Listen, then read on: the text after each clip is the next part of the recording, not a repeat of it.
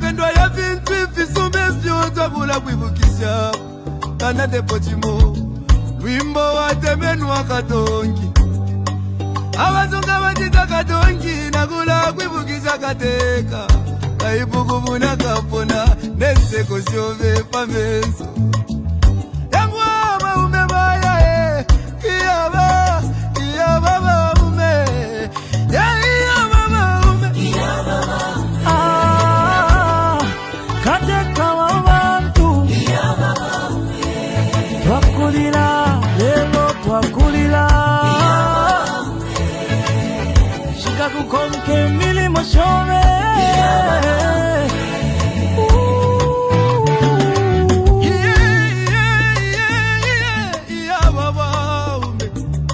Ale filamba Fiena minta pengosile Deti kume mokula dolole avale Lilo wingi Iseko wingi mwakwete Iseso wingi mwakwete Mwaya Mwende wino tata wesu Katusi muchi motege Wali bomba kale Lomba mwatuja tulelilake Mupanga chiba Penda Upanga mwine Oya mwine Ide dalila Kangu ya mama ume Ala nacho mwabye Mama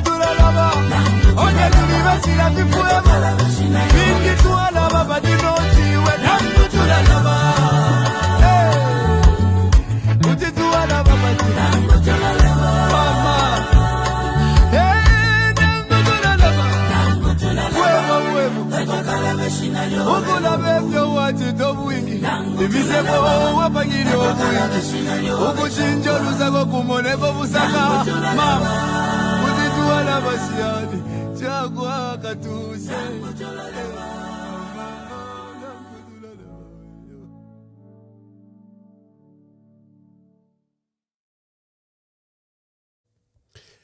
Good day and welcome to today's broadcast. Wherever you are watching us, share with your colleagues, with your friends, share on your page, share with loved ones. This is Emmanuel Mwamba, verified live. Today we are privileged that we are hosting a Zambian businessman resident in South Africa. His name is Willah Joseph Mudolo. He's an entrepreneur, a philanthropist, and he will tell us his life. He has shown interest to lead the Patriotic Front. He has shown interest to lead the country. So this is what we are doing today. Share the platform, share with all your colleagues, share with all your friends. We are live on this wonderful day, Sunday, 12th October, 2025. Let me just bring Mr. Mudolo. Mr. Mudolo, good day and welcome to today's broadcast. Thank you, Ambassador Mwamba, for having me. And greetings to my people, fellow Zambians, Mulishani Bonse, Mwishoani. Thank you very much. And thank you for sparing your time to come on this broadcast and to share. I think it's the first time you're making a media appearance to Zambia. And we are grateful that you chose this platform to come and, share with us some of the insights we'll be talking about today. So before we start, who is, Willah Joseph Mudolo? We lost Zambia's 6th president. Maybe we'll start from there, but you can advise.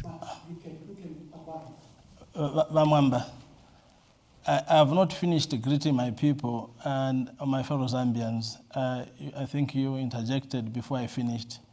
I was supposed to greet also. Remember, I come from Muchinga province, so I think my people will be more excited to see that I greet them, to hear that I greet them in our local language.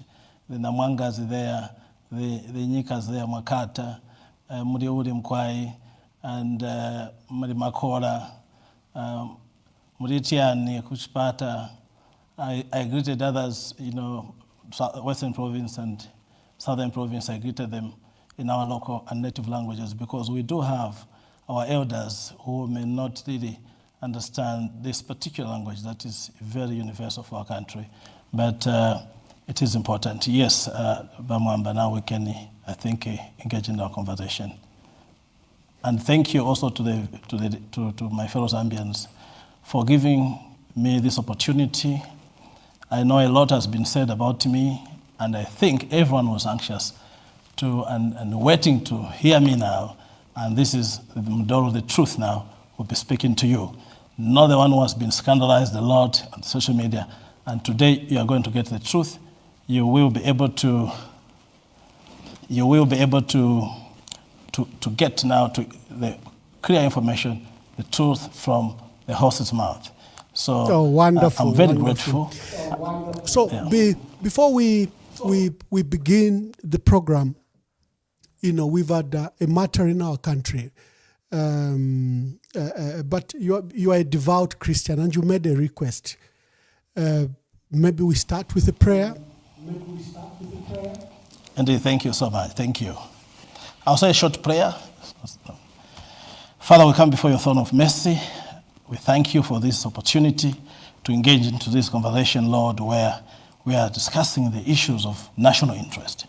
Lord, I pray that let the peace that Zambia is known for prevail. And even today, this evening, I speak to my fellow Zambians, Lord, I pray that even those that we have certain misunderstanding due to certain misconceptions, I even pray for those that may have been hired to light negative things. I pray for them that may the Holy Spirit touch them right now. May they be conceived of the Holy Spirit and do a right thing. I pray for their families as well. I pray for our president. I pray for the Lungu family having gone through the most difficult time. And I pray for the entire country that may the peace prevail. We are known for peace as a Christian nation. And I pray and leave everything in the mighty name of Jesus Christ of Nazareth. We pray, amen.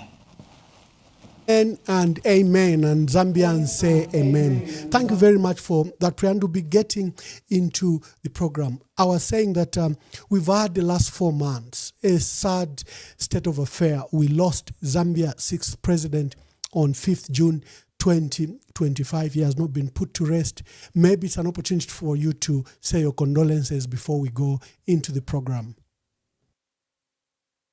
Thank you very much. Indeed, it has been a very difficult moment to the Lungu family, to us as Zambians, that we have a situation that was never anticipated. As Zambians, we are known for peace and unity. I would like to convey my deepest condolences to our mother, Madam Lungu, to the entire family, the Lungu family, the Zambian people. We are all mourning together and we stand with you. And maybe at this particular time, I would like to request Mwamba that we observe a moment of silence for 3 minutes, just to honor our late president for what is going on right now in the country. And I ask every Zambian to observe the moment of silence, so that as we start our conversations, we shouldn't forget our father, who indeed were indebted to his legacy.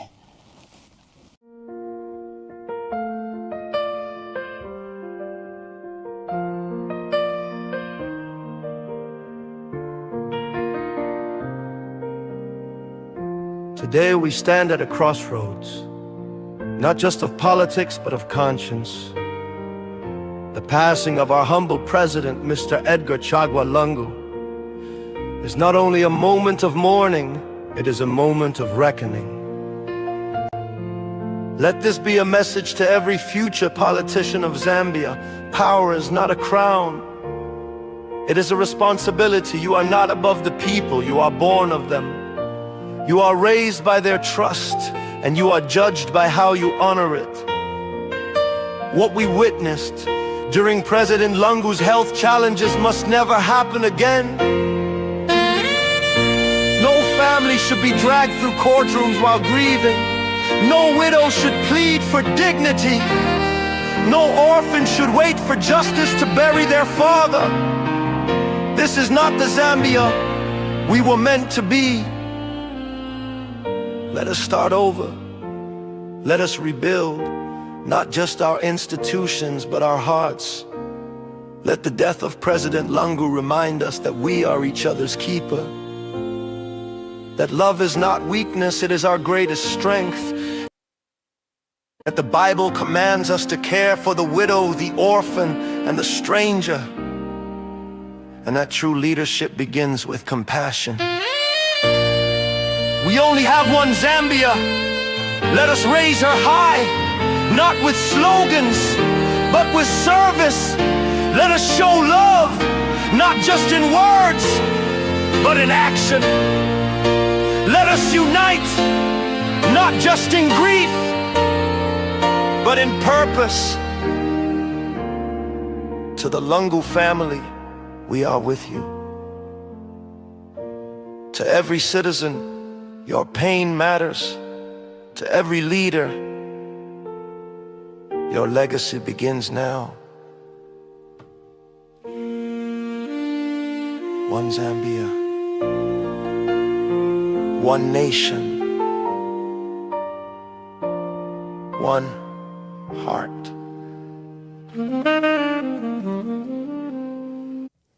Thank you for that moment of silence. I used the opportunity to play a tribute that was done by Robam. Robam is a Zambian national based in Manchester, and he had done that tribute for the late president. So I used that moment of notice, and thank you, Robam, for those moving words that you did in that compilation and tribute to the late president.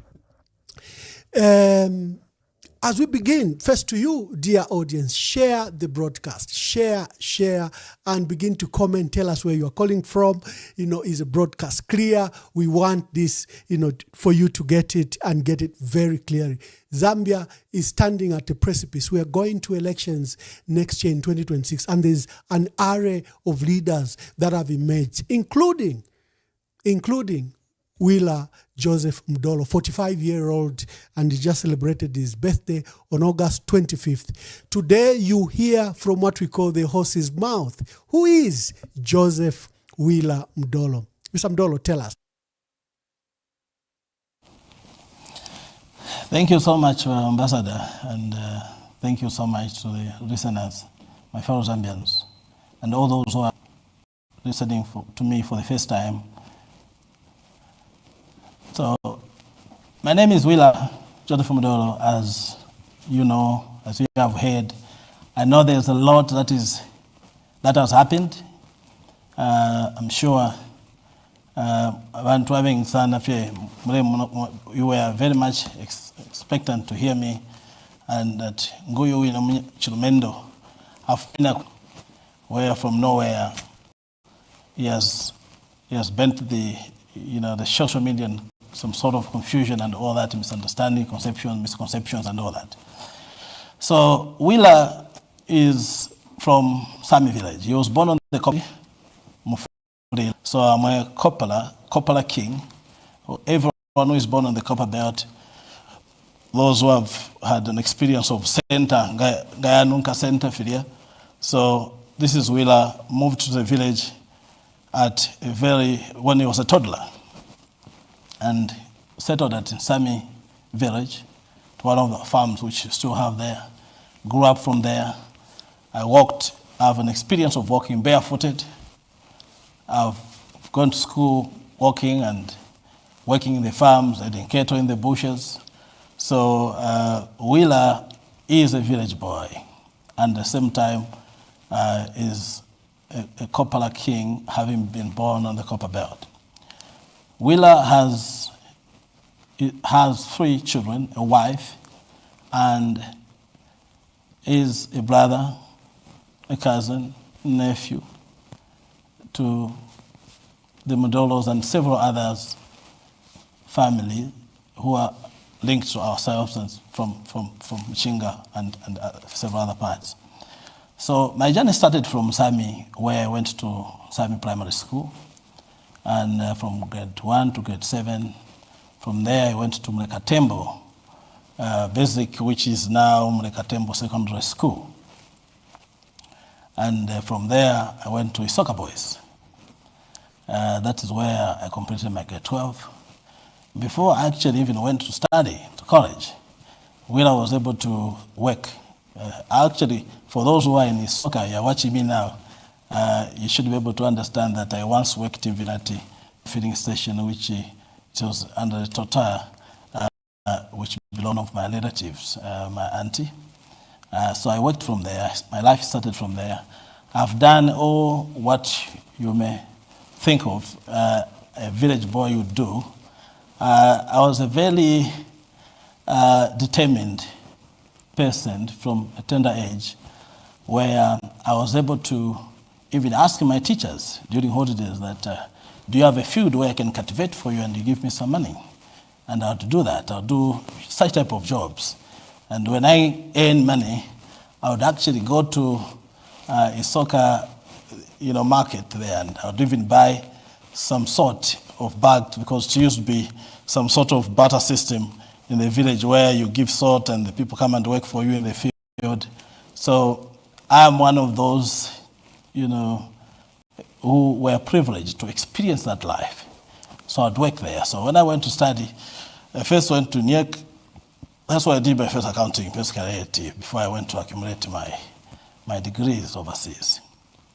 But one thing that I want to mention to you is that my Christian faith is what kept me going. And I didn't see my background coming from a village, a very disadvantaged family. I wouldn't call myself disadvantaged, because I think I was okay, because I was able to eat and able to work in the field, head cattle. And but that did not determine my life, or to be discouraged that I cannot get into the global corridors. So what is interesting, and this is something that I would like, Vamwamba, that the young people, my fellow young people, they need to understand, especially to those in the village, be motivated and encouraged from my story that I'm sharing now, my background. Coming from a place in Sami village, herding cattle in the bushes, come back, I know to do all the village shows. That was what motivated me, that one day, and for those who have listened to me from when I was a toddler, they will tell you, and they'll confirm what I'm saying, that I always indicated that the forests, the villages, the bushes we see, one day will be transitioned into industries. So my political, involvement, or perhaps foundation, started from there. And I don't even call it a political career. I would rather call it a calling, because when I was a toddler, I started thinking of how do I then see the forests, the trees in the bushes turn to become, industries, become thriving economies. That was actually me when I was growing. So I come from there. This is about me as Willah. I've worked, of course, transitioned to work in corporate, and some of my colleagues that I went to school with, and those that I was with them at NIEC Business School, when I was doing my AAT there, they should be able to appreciate that those who were closer to me, I would actually sell phones there.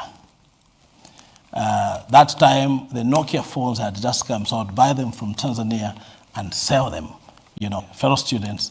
I will get lice, which is commodities, and sell to my fellow students, including my lecturers. They would buy that. So, because I was determined from that point. I love the entrepreneur spirit, especially, from us who come from the north. The Namwangas and Mambwes are known to be literally business people, and you clearly come from that stock. Which secondary schools did you attend, and when I see you've already talked about your professional life, but which secondary school did you attend, and which was your first place of work before we transition to why you then were resident in South Africa? From there, I worked, as I mentioned earlier to say, from NIEG, of course, I had worked briefly, for 6 months at Barclays Bank. And then I went and joined the company which was called Zikon Construction Company. And even the time I was at Zikon Construction Company, which was owned by Baker International, which is an American company, I am a person who was known to be an entrepreneur. I never relied on a salary alone. So it is from there that, in fact, the time I worked at Zikon, you will understand, for those that worked with me, like Mushibwe, Pastor Mushibwe, and Mr. Jonathan Sinyinza was my president there, you know that I was a very aggressive and determined person to pursue and secure financing from the local banks there. So that is something that I started from there. And at that particular, let me say, that was in 2000 and, at that particular time, I had actually started working on my political career. That was 2005, before actually joining Zikon. In 2005, I had assembled a piece of paper where I had indicated the 9 provinces to become industrial hubs. I produced a first manifesto in 2007, 2008, I amplified it a little bit, and it is from there when I left the Left Junction project. I'm the one who was I was a major key player. We secured that project from NAPSA. Yes, then I left. I understand, the major levy more oppositively known. NAPSA was, I think there was an attempt to renew the city. I think there was a big project in rehabilitating Zambia National Building Society, and creating a new building where there was, I can't remember what facility there was, where Levy Moore. Just how were you involved in that project? Because I was there. I think there was Group 5, there was Mr. Sinyinza, who you mentioned earlier, his company, and NAPSA, I think, as a developer. What was your role in that project? I was part of. So I was part of the negotiating team. I was actually the finance manager there. I was part of the negotiating team that negotiated that deal with the Group 5 to come into joint venture with others, of course. But I was a key person there to negotiate and put together that project. It is from there that then now I started looking outside. And I want to give something which is very interesting. For those who are saying, where is Mudolo and where is he coming from? The same 2005, that is the time that I started engaging with late President Sata that time, and he would even call me to say, look, you have some funds that you can go to our pay, mushta campaign ku Southern Province, now Fairfield. So I started, and I continued my relationship from that time. And there are people who can confirm that Mudolo is not new in Patriotic Front. I started from there. I engaged with the late President Sata extensively, and he knew about this particular political endeavor. I was not in a hurry because for me, politics was something that was, it is a calling. I had prepared for it. My burden was to understand what would be my contribution. So I'll give you a very interesting story and what happened, which is a fact. It's not even a story. I started in 2005 Then, as I mentioned, 2007, 2008, I produced a first manifesto. And actually, at that time, I was still with the Barclays. I joined the, I think, in 2007, 2008, I think. That I might not be correct with the number, with the dates. But that particular time, I presented a manifesto which was only 20 pages. There are colleagues who understand that my political endeavors did not start today, Bamwamba. Na bonsa badanda tiawe Mudolo afumina kuisoyo. Ni kuise kwadi. Inena ambile ukutontonkanya pabunonshwa Zambia because I was motivated by my background. And I was very much interested in leading Chinese books, leading the Singaporean, the Singapore economic transformation and all that. About that you had attempted to form a political party, and I see when you do a search, let me. Yeah, so just a minute. So when you do a search, I notice that a party is being associated with you. So is that where you are talking about that time in 2007, forming a manifesto and a political party? That political party was not actually there. My manifesto had just some sort of a proposed political party, and actually what I used to put there most of the time as a name was Patriotic Front itself, because I was a member that time. I was there is only one political party that I joined. I only joined Patriotic Front. I never joined any other party. Of course, by default, our parents, they were part of UNIP, the MMD, maybe by default we were part of that. But personally, as a matured person, the only party I joined was Patriotic Front. So when I joined Patriotic Front, I was involved. In fact, my Honorable Mombipili, she will confirm that even when there was a fight of, there was a Lango at some point, I was involved. I funded the program. So supporting Patriotic Front, it is not new. I'm a person who wanted to be in the background and not to come into the limelight when I do something. So it was shocking for me to hear people say, Mudolo. Of course, I do understand that they do not know where we're coming from. And I want to get to the most interesting part. In 2010 is when I left Zambia, but I came back and toured the entire country, because that is the time when we now incepted the program which we called it as a national transformation framework.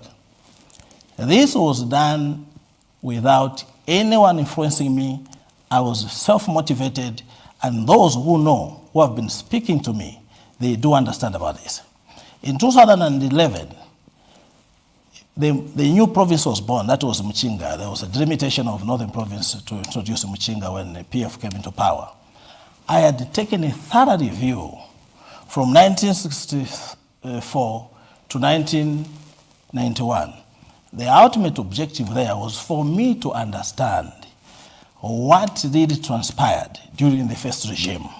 And when that happened, I discovered a lot of things. My ultimate objective was not to punch walls in a previous regime, because I knew that our elders were men of a gun and they delivered the freedom that we're enjoying today.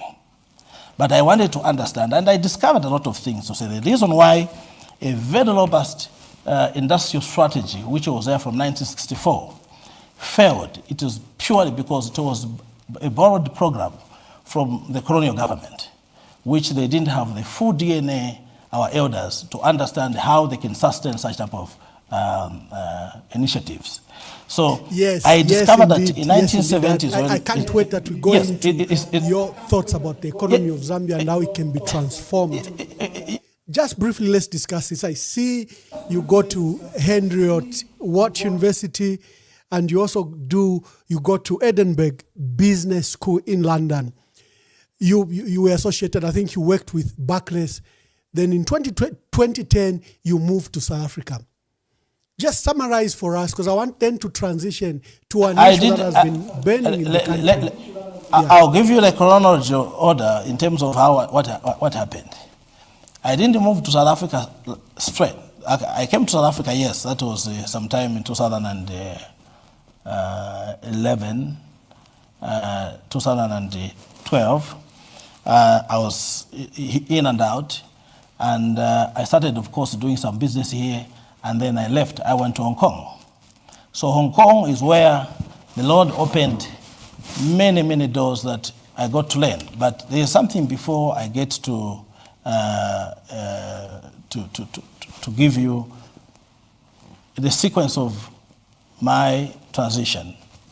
My education, I started studying even when I was in Zambia, and I was very committed that I want to go to universities that where I can gain knowledge that would help me for personal development and, more importantly, for the development of our country. So I'm going to give you the chronology of how I transitioned, the sequence of events. But let me, before I lose the thought, just get to where I was getting. I'm not going to go to dive into the economic imperatives of what I've prepared and all that. I will get to that after providing you with a sequence of how I transitioned. So, Vamwamba, the story is very clear. The pattern of things in terms of the reason why I'm trying to shed more light here is to address the issues where they are saying Mudolo is from nowhere, has emerged, wanting to participate into leadership of our country. I started working on what do I contribute. So if you look at the period itself, it is close to 2 decades that I've taken to understand what do we need to do, what is it that we have not done properly. So my review, I want to get back there before I lose the thought. My review of from 1964 to 1991 was for me to understand, and I discovered a lot of things in the process, that 1970 is when the issues started in terms of economic stability and all that. Of course, it continued because there was a maintenance mode which was there. In 1985, issues started deepening. 1988, there were so many issues in such a way that now there was a plan of MMD now, being constituted and all that. So we discovered that during that period, what missed was to have the real program, which was to be incepted by our own country people, our own leaders. What we moved with from the first regime was these were borrowed economic initiatives. And I was privileged to discover quite a lot of things which happened from the industrialization strategy and all that. And I didn't punch holes into the programs of our elders because they delivered, and I'm sure their plans was to ask their children to come and usher in the real economic independence. So what I did with my colleagues, because I've been working with people that I had to engage, but as the architect of the programs, in 1991 we reviewed, we discovered that the issues, the actual problems actually were they were actually propelled. MMD government came into power without having the actual programs. The privatization happened without any money coming to the country. So when I discovered this, I started working on what needs to be done. I analyzed sector by sector and also giving a life cycle on what the proposed economic imperatives are. We had to develop. The reason why I'm dwelling on this particular aspect is because I want to address the issues which there is a perception that Mudolo has come from nowhere and getting into, pursuing the mandate from the Zambian people. That is not true. Yeah. Thank you, Mr. Mudolo. That really helps. I think when you've told us where you were born from, from the Copper Belt, you went to school in Isoka, you began your entrepreneur endeavors from a young age. And even when you were at school, when you were in professional setup, you ran side hustles. You've just mentioned that you went to Hong Kong and then South Africa. Let's just briefly deal with that. And, I'd cited that I noticed that you went to Henriot and to Edinburgh Business School in London. And that was the Edinburgh School, there. So, but transition from Hong Kong to South Africa, how you get established, and then I want to ask some pertinent issues on your role in South Africa. And then we go to I went also your proposal for the transformation. Bamwamba, just there. Yeah. Bamwamba, just there. I also established in the United Kingdom. I lived there, so I was a man who would live in Hong Kong, live in England, and I still maintain those, my business endeavors there extensively, because when I was in Hong Kong is where I connected to the entire global machinery in terms of how the world functions. I got to discover several things which I don't think a lot have been privileged, but I feel very good about it, because as a village boy, to find myself discovering what drives the economic programs of the world, walking into the corridors of the world, that alone, I'm very grateful to God. And that is how I deepened my knowledge. I deepened my perspective in terms of what do I bring back home. So this is where the story started. So it's not like politics started when I'm not a politician. I'm a businessman, I'm an entrepreneur. And my plan for the country is actually around that. I've prepared a plan for the country as an entrepreneur. And I want to dismiss a notion where several of our people, the few that I've been speaking to, they believe that a businessman should not run a country because of the current situation in the country. What has happened to our President Hakainde Hichilema, who is known to be an entrepreneur, and now he has taken our country into ICU. So that is not true. There is a difference. I am a person who never leveraged any government money. I'm a person who never leveraged any money that was given to me for free. So I understand what it takes to be an entrepreneur. Where you start, how do you finance, how do you put together a framework that yields outcomes. So the notion of one start thinking that business people cannot run the country. No, today, this evening, you will learn that business people can actually, they are the best people to run the country. And I will be demonstrating to you some of the things that have not been silent. I have taken initiative to approach our governments. I approached the government through IDC, even that was, I think that was in 2023, 2022, 2023, somewhere there. I approached the UPND government through IDC that let us assist to provide a financing mechanism for KCM from Mopani when Glencore gave back the mine, Mopani, back to the government. For me, that was a blessing. When Vedanta got out of KCM and was given back to the country, that was a blessing. But what is disheartening is that the people from IDC, they have got our communication. The Minister of Mines, Mr. Honorable Kabus, he must be able to confirm that he had received a letter from our company, where I chair the company. We had a plan to assist the government to make sure that the history does not repeat itself. I had brought in an investor who I negotiated very well, that this investor would give the government $500 million against a mere offtake agreement, without them going to secure collaterals and look at that and all these issues which they have gone through. And that program was short-changed. So when we got short-changed, and I realized to say, then we are in danger, because if the government would dismiss a program that is going to completely transform our country, we wanted to work with only one asset, which is the mining asset, which is KCM. I negotiated a deal, which I want the Zambians to listen and pay particular attention to this. I negotiated a deal to make sure that the government enters into an offtake agreement with an investor who is still there even now to provide 500, and where I proposed, I did a financial modeling, because I've been following our programs in Zambia, where I've listened to even one of our my brothers from Copperbelt, Kangombe, asking a question in Parliament that in this country we have all the learned financial experts.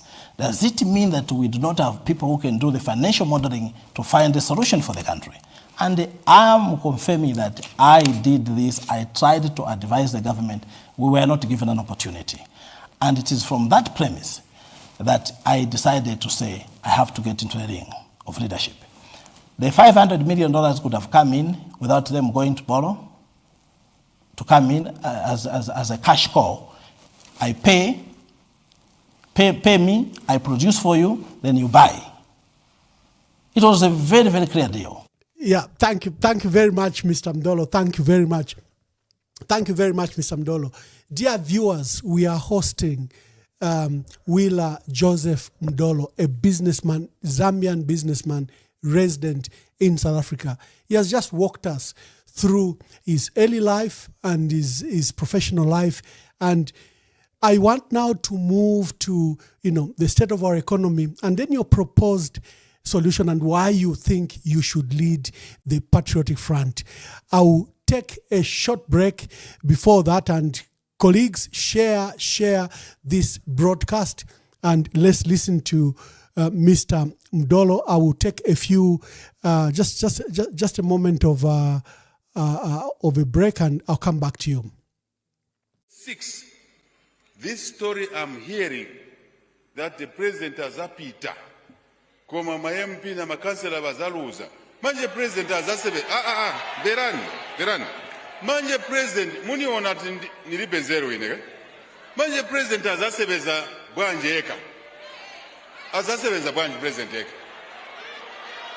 Mukanipasa ma independence mu parliament muja nikabauza oti lamulo tiende uko bakana. How is the president going to run a government? The president needs councillors. The president needs council chairpersons. The president needs mayors. The president needs MPs. The president needs ministers. Ndiye suti yo 2026 tifuna suti. Ngati tina vuto na MP watu ni mukazika panzi iwe bwera nkale hapa. Iwe kala.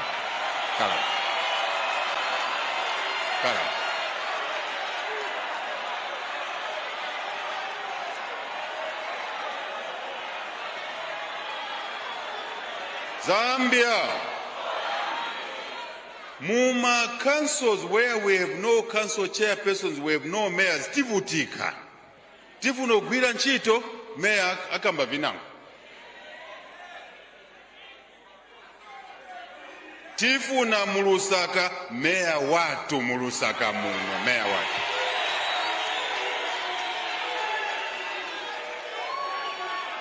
Zambia, Kukopa Belt, all the districts, we have mayors except in Ndola and Kitwe. 2026, we want our own mayor in Ndola. Ndiye nkani yo?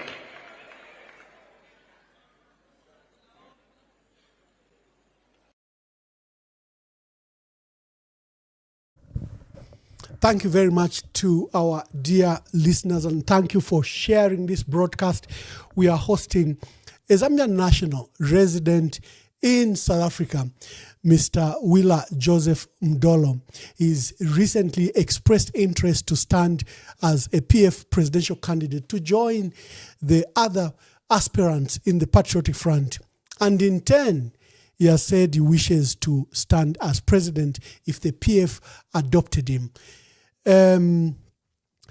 Mudolo, tell us now your transition in South Africa, when you established the business and how you have settled in South Africa before we go to the next issue. Thank you, Ambassador.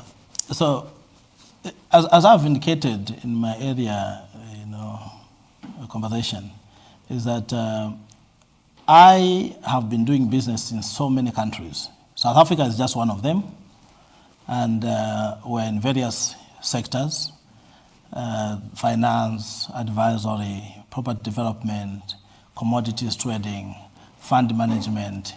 So we across various markets. So I still maintain my business in Asia, maintain business in South Africa, and maintain business in Europe.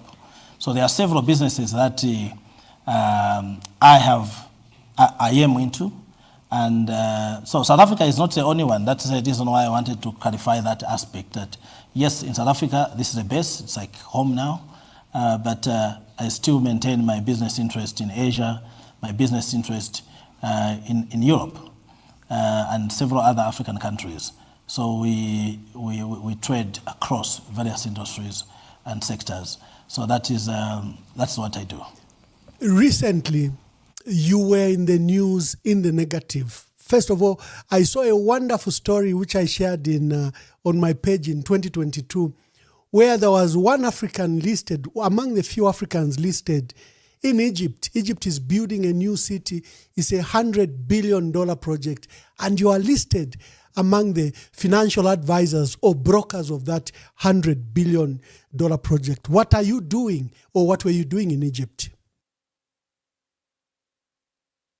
Thank you very much. That is just one of the transactions. And I'm going to be careful because of the confidentiality agreements that we sign with our clients.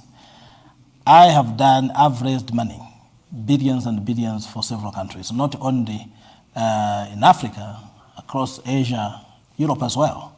So that is what my specialty is, and that is the reason why I strongly feel that I can do the same for my own country, where I've not been given a privilege to participate in contributing to my own country. So I am involved in so many deals where I raise money. I assist the governments when they are struggling, when they have issues to raise money. That is where we come in. So we come to fix problems. You should have helped with our debt restructure. We had this debt overhang and it needed to be restructured. Did you offer yourself and your skills?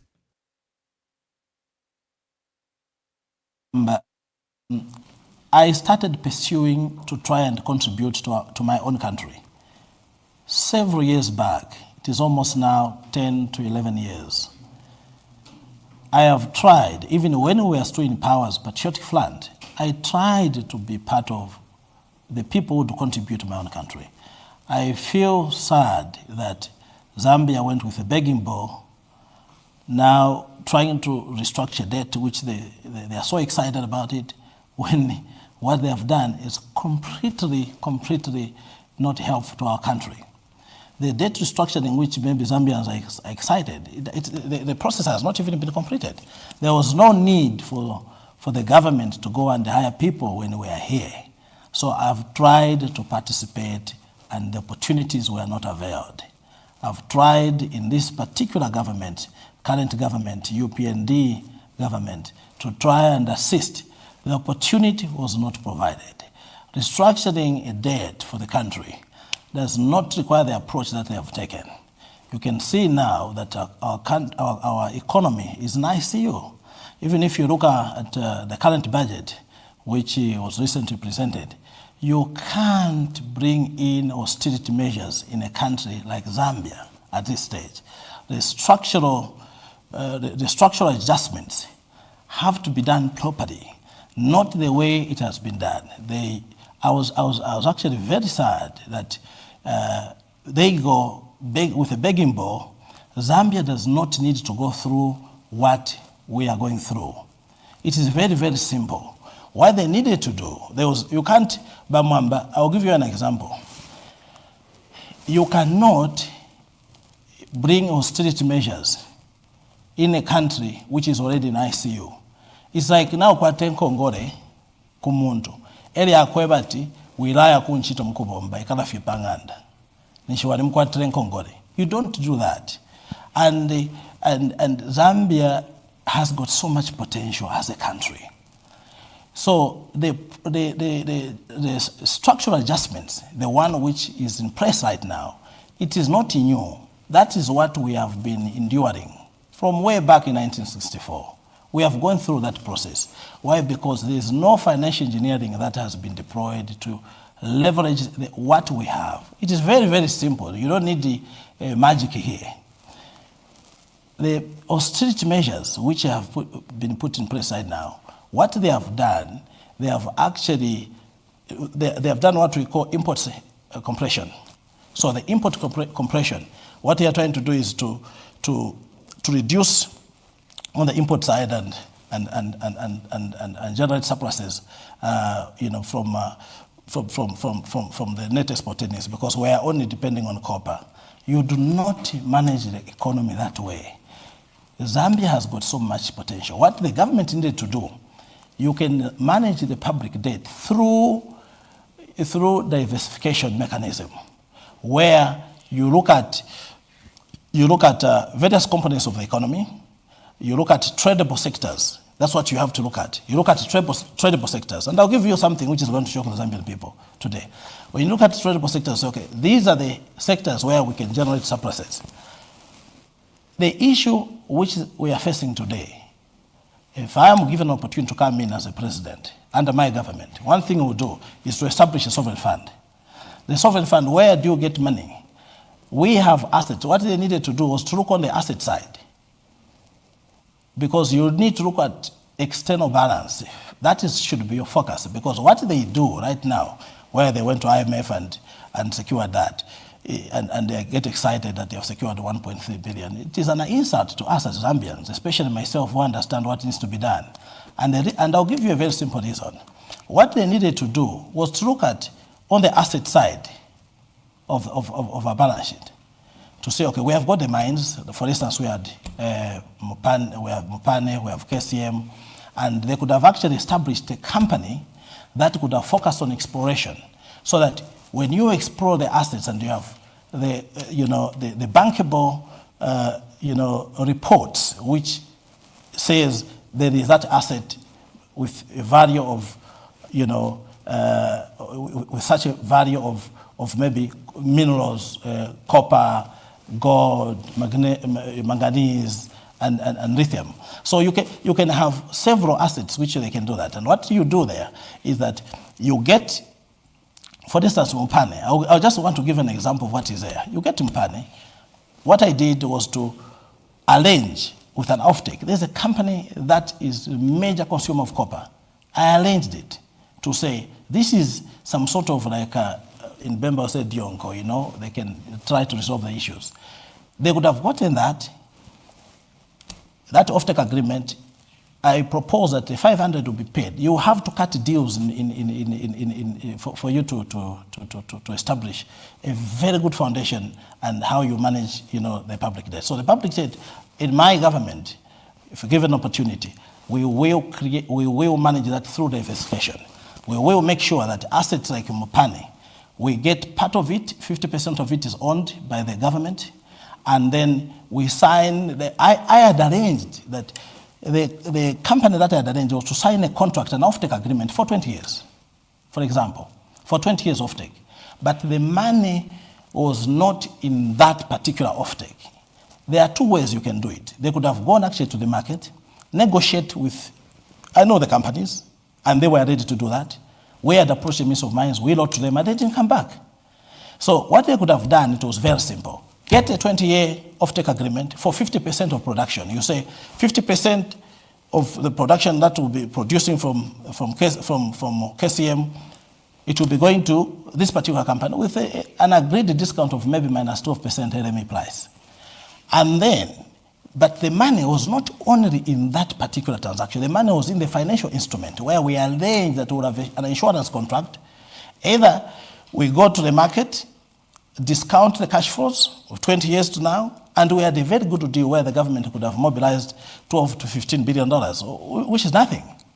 Yeah. And that cash, they could have had. Before we transition to the next set of interview, there is an elephant in the room. You have left Zambia. You are doing business across the world, like you mentioned, in Europe and Hong Kong, and you're now resident in South Africa. A big scandal occurs.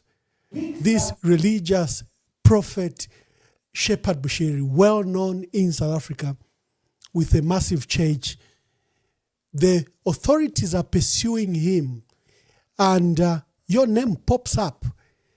And what was your role, and what were the concerns of the South African government? What was the state looking for you and alleging? And how far is that case? Ambassador, that case, I thank you very much, because I need to address. This is something that our people must listen to. I've seen there's a lot of things happening on Watchdog, and of course we're trying to scandalize me. This case was one of those unfortunate circumstances where I found myself in an entanglement, and I did not commit any crime. The investigating officers were compromised, the prosecution was compromised, the matter has never gone on trial. I've not been tried. I have an application in court which I sued the government to declare this matter unlawful arrest. And that application, even today, as I'm speaking to you, the government has never replied. The South African authorities have never replied. I wouldn't even coin it to say South African authority. It's just a few individuals who have abused their office using the helmet of the government.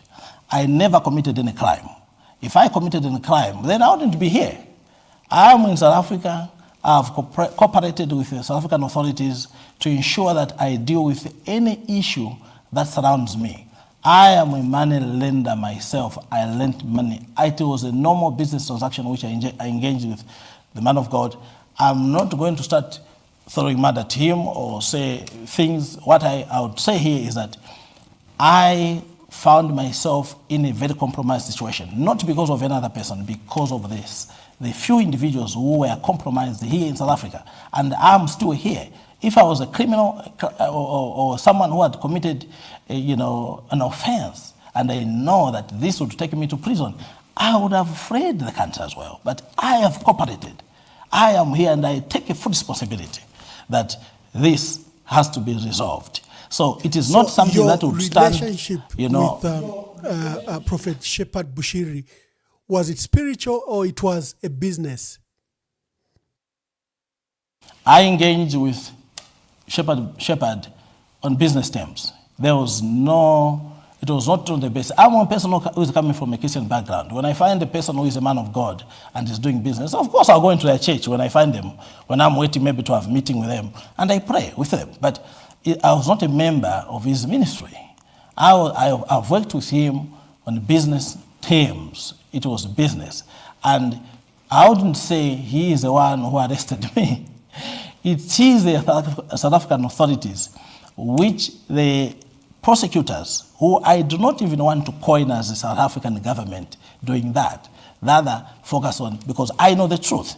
It is a few individuals who were the investigating officers, so they were compromised for reasons which I cannot mention here. And the prosecution, they were compromised for reasons which I cannot mention here. So it is a matter that is going to be cleaned up, and it is not something that can stop me from pursuing my political agenda. That is the fact. I did not commit a crime. And that is why I'm here in South Africa, respecting the law, and have complied with every process without breaching one single component of it. But so this is as good as a resolved issue. Your political opponent seems to have taken an issue, and I'm glad that you have clarified.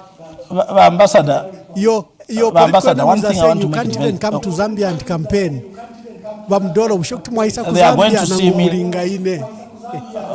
Ambassador bakambona na Africa kurusaka anytime soon. Anytime soon na Africa musaka nukuya chita address abantu besu. Wino fikwa blogo afya. So ilili ashiri baletera ati yoba mdoro echinechi. Ba watchdog na bakoswe. Ni state house. Ba president baka inde badi ishibano kuishibati. Tuliyotuma company tuliyatwabo tuliyeto babomfya mukuchita scandalize abantu. So I did not commit any crime, and I urge my fellow young people in Zambia not to entertain what they are trying to do. They know very well that Mudolo is coming with the solutions of the nation. As I will be revealing to you things which we could have done for the country to prosper. I mentioned earlier that the country is in ICU. We could have removed the country in the intensive care unit, but you can see that the problems are deepening. You can see the structural adjustments that has happened in the recent budget. That speaks to you that our country has no plan. They do not have a program for the nation. And that is why I'm stepping forward to say I cannot continue be on the sidelines and push my agenda from the sidelines, which I'm not going to be honored. I need to be there. I have got a program for the country, Ambassador. Ninkwatama program na pape na pane salani shari from Zambia. Zambia could have prospered. But why?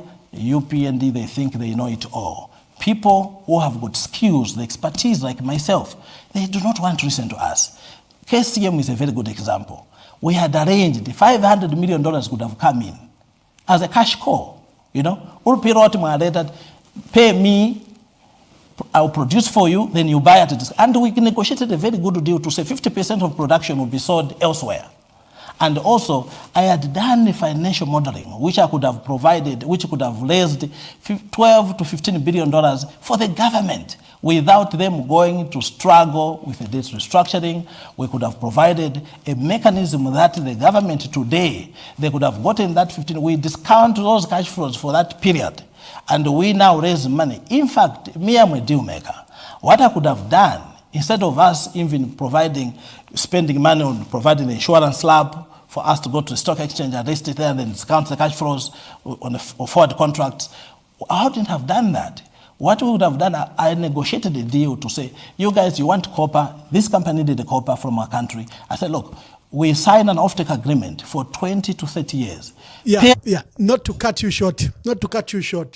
I love that proposal for Mopani and KCM, and you keep on talking about this. I think you were intimately involved. Here on this program, we've bemoaned that Zambia had an opportunity, I think, to own these large-scale mines. For the first time, I think, in almost 20, 30 years, they were going to be owned by government. And with the projections, copper today is trading at $11,000, but the benefits will not come to us.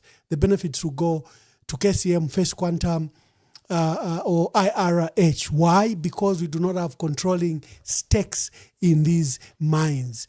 So I have argued that the opportunity we had that was started by President Edgar Lungu, where we owned Mopani and KCM, was a great opportunity, especially the projection of copper in light of the EV, multi-industry that has emerged. But we seem to have missed an opportunity and instead got, so-called, partners then to invest and reap the benefit. And I'm glad that you said you had taken it upon yourself. You had looked for an investor and you wanted to, for government to run KCM, but you'd have injected in about $500 million. I will take another short break, and when I come, let's look at the solutions. I'm glad that Mr. Mudolo has already said that the economy is in ICU. So we don't have to discuss any further. The economy is in ICU. What are his solutions to this economy? And how does he hope the PF will embrace him? We'll come back and discuss those brief issues. We are talking about the neighborhood. I'm also aware of the electricity problems that Zambia is facing. But despite the problems that we have with the supply of electricity in Zambia, you still supply us with electricity. Again, you would have said, we cannot sacrifice our power when we have shortage. But you still give us. Katima Mlilo town, where I come from here, is supplied with power from Zambia. When you have a power outage here, we also have power outage. But that's the brotherhood we are talking about, the neighborhood we're talking about. And we should only be grateful and continue to exist in this manner. You spoke also about the... So we urge our citizens that they remain calm. We can see light at the end of the tunnel, and that tunnel is now becoming shorter by the day. As we speak, we now have unprecedented rains in the last maybe 2 decades. And with those rains, yesterday Cabinet was informed that load shedding is likely to begin to diminish by June 2025. This is because the major water catchment areas of northwestern province into the Barotse, plains, and now also the Kafue, flood plains.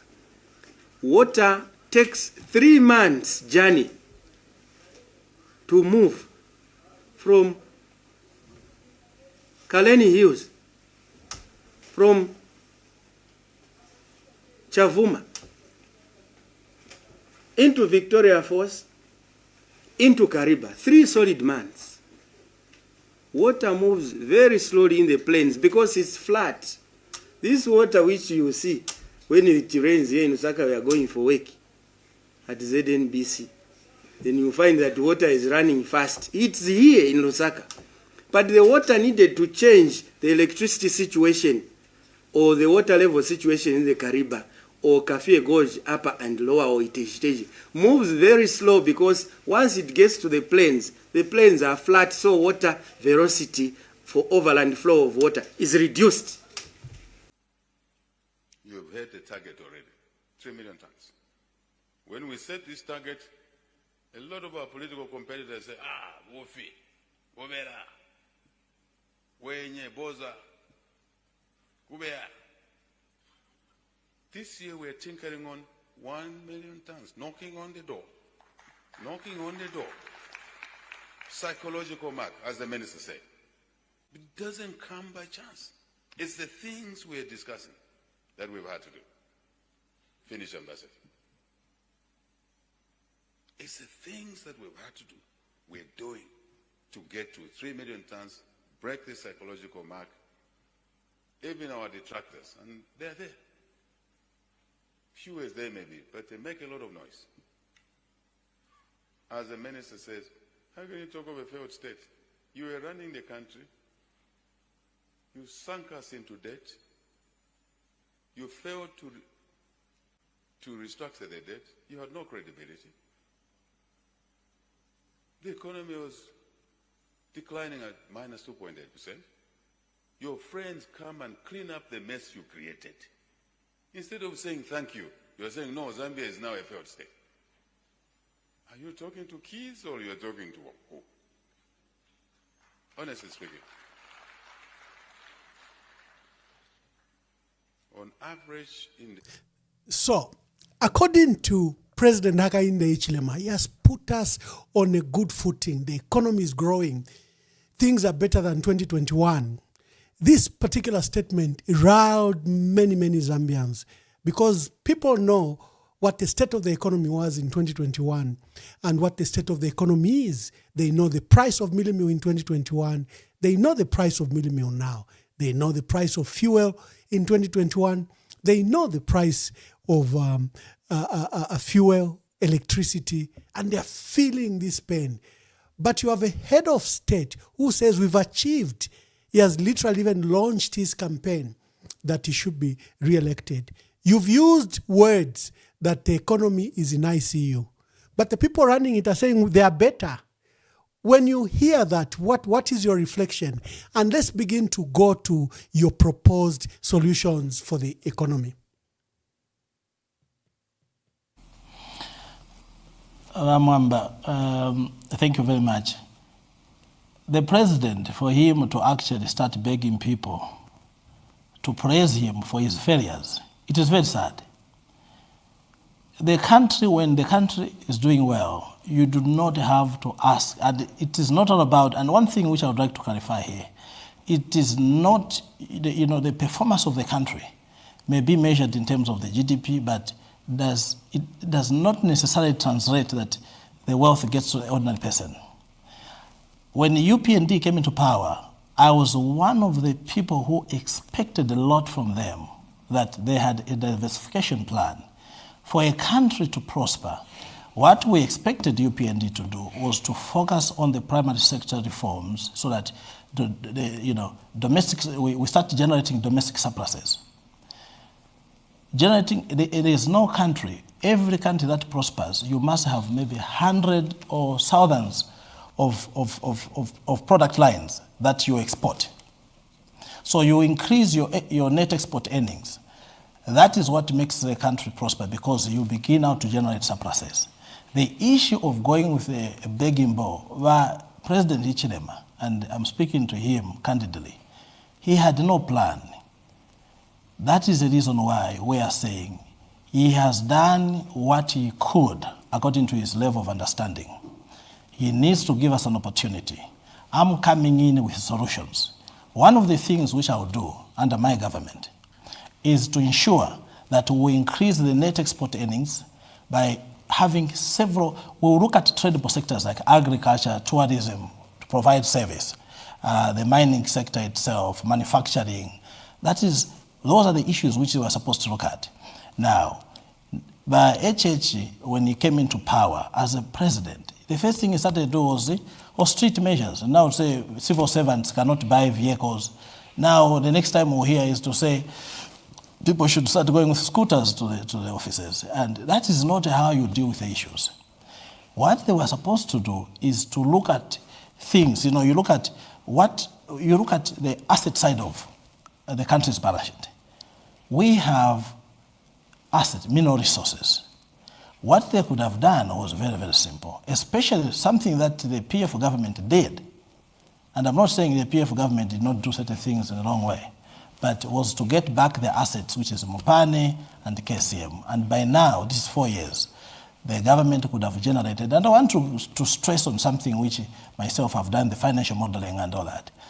I had prepared to say, okay, considering that this government has come in, I was able to model a mechanism, a financing model, which would have allowed, and I negotiated with the company to say, look, maybe we might not even go to list to the London Stock Exchange for us to discount the cash for forward contracts and mobilize resources on the basis of which would have been derived from the offtake agreement, which was to be signed between a very big company that is the biggest copper consumer. Not only that, we could have had gold. Zambia by now could have established gold refinery, which then it increases the production by financing the small-scale miners, where they can now buy gold from them at maybe minus 12% market prices, and then the government is able to leverage that gold to generate more domestic resources. Now, the issue which is here, which the president, I'm even wondering why he should think people should start begging him. He has failed. He has taken our country into the ICU. They could have generated $12 billion to $15 billion. I'm saying this because this is something that personally I was able to do. I have that financing mechanism. And my plan was that when we get the funding from this particular asset, we then diversify. They could have gotten part of the cash, push it into the production, into agro processing, agriculture. You scale up the agriculture production.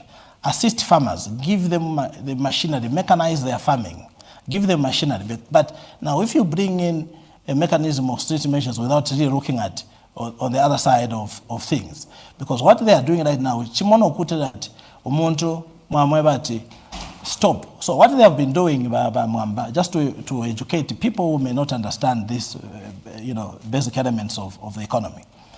When you see the government is bringing in austerity measures and they are not looking at finding a way of how they generate more resources through diversification so that they start generating domestic resources, it means what they are saying, what someone is telling you is that reduce the kenokushtemiti for hospitals, stop investing in education. That's the reason why they will say there's free education. How can you have free education? My foundation, when our staff from the foundation, they have gone to visit some of these schools, they find 150 children in one classroom and they are seated. What type of free education is that? Under my government, we will be able to build schools. Schools that a teacher, there are a lot of teachers who are not employed. We would have teachers where a classroom should have at least a maximum of 30 pupils or students. in that class. That way we are able to deliver quality education. So the president, for him to say he is begging for people to recognize what they are doing, it means he has no plan. He has come, he has hit the end of the road where he has completely shattered his plans, and he's completely shattered. He has no program. So I have a program where we will ensure that even our miners there, the so-called Jarabos, we will give them an opportunity. We will finance them. That is how you increase. You're celebrating. I listened to one of the programs, which was, I think, a few days ago, where I was saying we have hit 1 million tons of copper production. We can do better. You finance all these small, you finance all these small miners. They start now producing and selling to the government. We finance them. The funds which I arranged, the mechanism that I modeled the cash flow and put it in place, was to allow the government deploy, even get maybe $2 billion to go to agriculture, invest in agriculture, maybe another $2 billion go into tourism, maybe another, $2 billion go into manufacturing. Thank you very much. You diversify, but there are two issues I want to draw your attention to. The country is facing a serious crisis of load shedding. In your thoughts, have you paid any attention of how we can resolve this crisis? We are 2 years into the crisis, and government has not acted very well. First of all, they have continued to export power, I think, to attempt to generate premium money to ZESCO, so that ZESCO can then unbundle the huge debt they have to independent power producers and their operation crisis. But this has not gone very well. Our industries, SMEs, have literally died the last 2 years. There's this crisis of load shedding. Have you paid attention to it? I know in a program of 1 hour, 30 minutes, we can't handle everything. That's why I encourage my guests to come the second time, so that a two-part series where then we can go and delve into their economic and political thoughts in detail. Today was totally introductory. But there are three key issues that are important. Number one, speak to the issue of load shedding. And number two, I want to bring you to the PF, to the members, then to the opposition, and then, we invite our callers to participate. Let's start with load shedding. Have you had any thoughts of how we can resolve this crisis? Bamwamba, there is no magic in terms of resolving load shedding. I have a plan which would have dealt with these issues. And the reason why I made an arrangement to be part of contributing to my country and modeling the cash flow which could have generated more resources, I was actually getting to that, was that a big chunk of the cash which could have been raised as cash upfront, without even maybe going through a very lengthy process of trying to immunize the instrument which would have been raised through, the offtake agreement and all that, we could have just cut a deal, which I spoke to. Okay, this is, you need copper from us, we need $10 to $15 billion upfront, you pay us, because we are giving you this opportunity. That deal was agreed. That's what pains me. We could have easily got we could have allocated actually $4 to $5 billion to invest in the energy generation. It is very simple. We have a mechanism where we could have scaled up in solar farms, we could have scaled up, in hydro generation. We could have invested more money to generate, and also the short-term interventions. We cannot let the economy be in ICU. The resources, it was sufficient enough in my planning that the government was able actually to provide short-term intervention to energy, because you can't have a marketeer, the small businesses, then how do they survive? And then the president comes to say he wants praises because he has done well. What nonsense is this? So this is painful, and the reason why I'm using the word nonsense, this is not disrespecting anyone. I love the president, I respect him as a father of the nation and as our president. But what is happening right now, it is something that should not be entertained by every Zambian. Entrepreneurs are suffering. I have the mechanism where we are going even to generate. Zambia will be able to export more, even will be able to sell even more, to export more energy. We will have more for the domestic consumption. We have actually provided for each province. Each province is going to be an industrial hub, which is I'm going to unpack in my next podcast, which I'll be addressing the nation on what economic imperatives we have put in place. In the comments, Hello. I've seen in the comment, Mr. Mudolo, already people are saying that you are sounding like President Hakainde Hichilema, who promised that, look, he had arranged $25 billion to resuscitate our economy, that the economy will improve as soon as he comes into office and the kwacha will improve by 14 hours. Our people are remembering that. How different are you? How different are these pledges you are speaking to what President Hakainde proposed then? Mwamba, and to all my fellow citizens, HH promised things which you did not ask him how he will do it. I am committing to say I was able to mobilize funds which this particular government, the UPND government, refused to take it. They didn't give us an opportunity. We engaged with IDC where to assist them, even to structure a sovereign wealth fund, because we had proposed that we will have a company, because the way you generate, the sovereign fund, you have to look on the asset side to say, okay, this is what we have. We have the mines there, we have that and that, all these mines. Do the exploration, go to auctions, and you make sure that 50% of that is what you sell. You cannot come to the people with the promises. What I'm telling you now, it is not a promise. It is a practical aspect which does not require rocket science to understand it. I'm not going to use structural adjustments to manage the public debt. We will manage the public debt through diversification. We will generate more electricity. And how we are going to generate more electricity is that we are looking on the asset side. What do we have as Zambia? If you're to assets yonsai. We cannot leverage our own assets. So leveraging our own assets, we are not saying we sell all the government assets. We are saying we are going to form an exploration company that is going to work hand in hand with ZCCM-IH to make sure that the government has the ability to have these assets go to auctions and they sell maybe 50 to maybe even 49%. And people buy and you get money. It goes into a sovereign wealth fund. That is what it invests into the domestic programs, tradable sectors where you start generating surpluses. You cannot go with a begging bowl when you have the actual assets that can give you money and you go and start lining up with a begging bowl. They have struggled. So HH never promised anything. I listened to his campaigns, and that's the reason why I didn't vote for him, because I never believed in him, that he can transform our economy. For you to transform the economy, the economic imperative that comes in, if you talk of manufacturing, you need to have a full life cycle where you understand how do you mobilize, what type of human capital do you need. The government must be able to generate more resources to spend. You can't cut spending. When you cut spending in simple terms,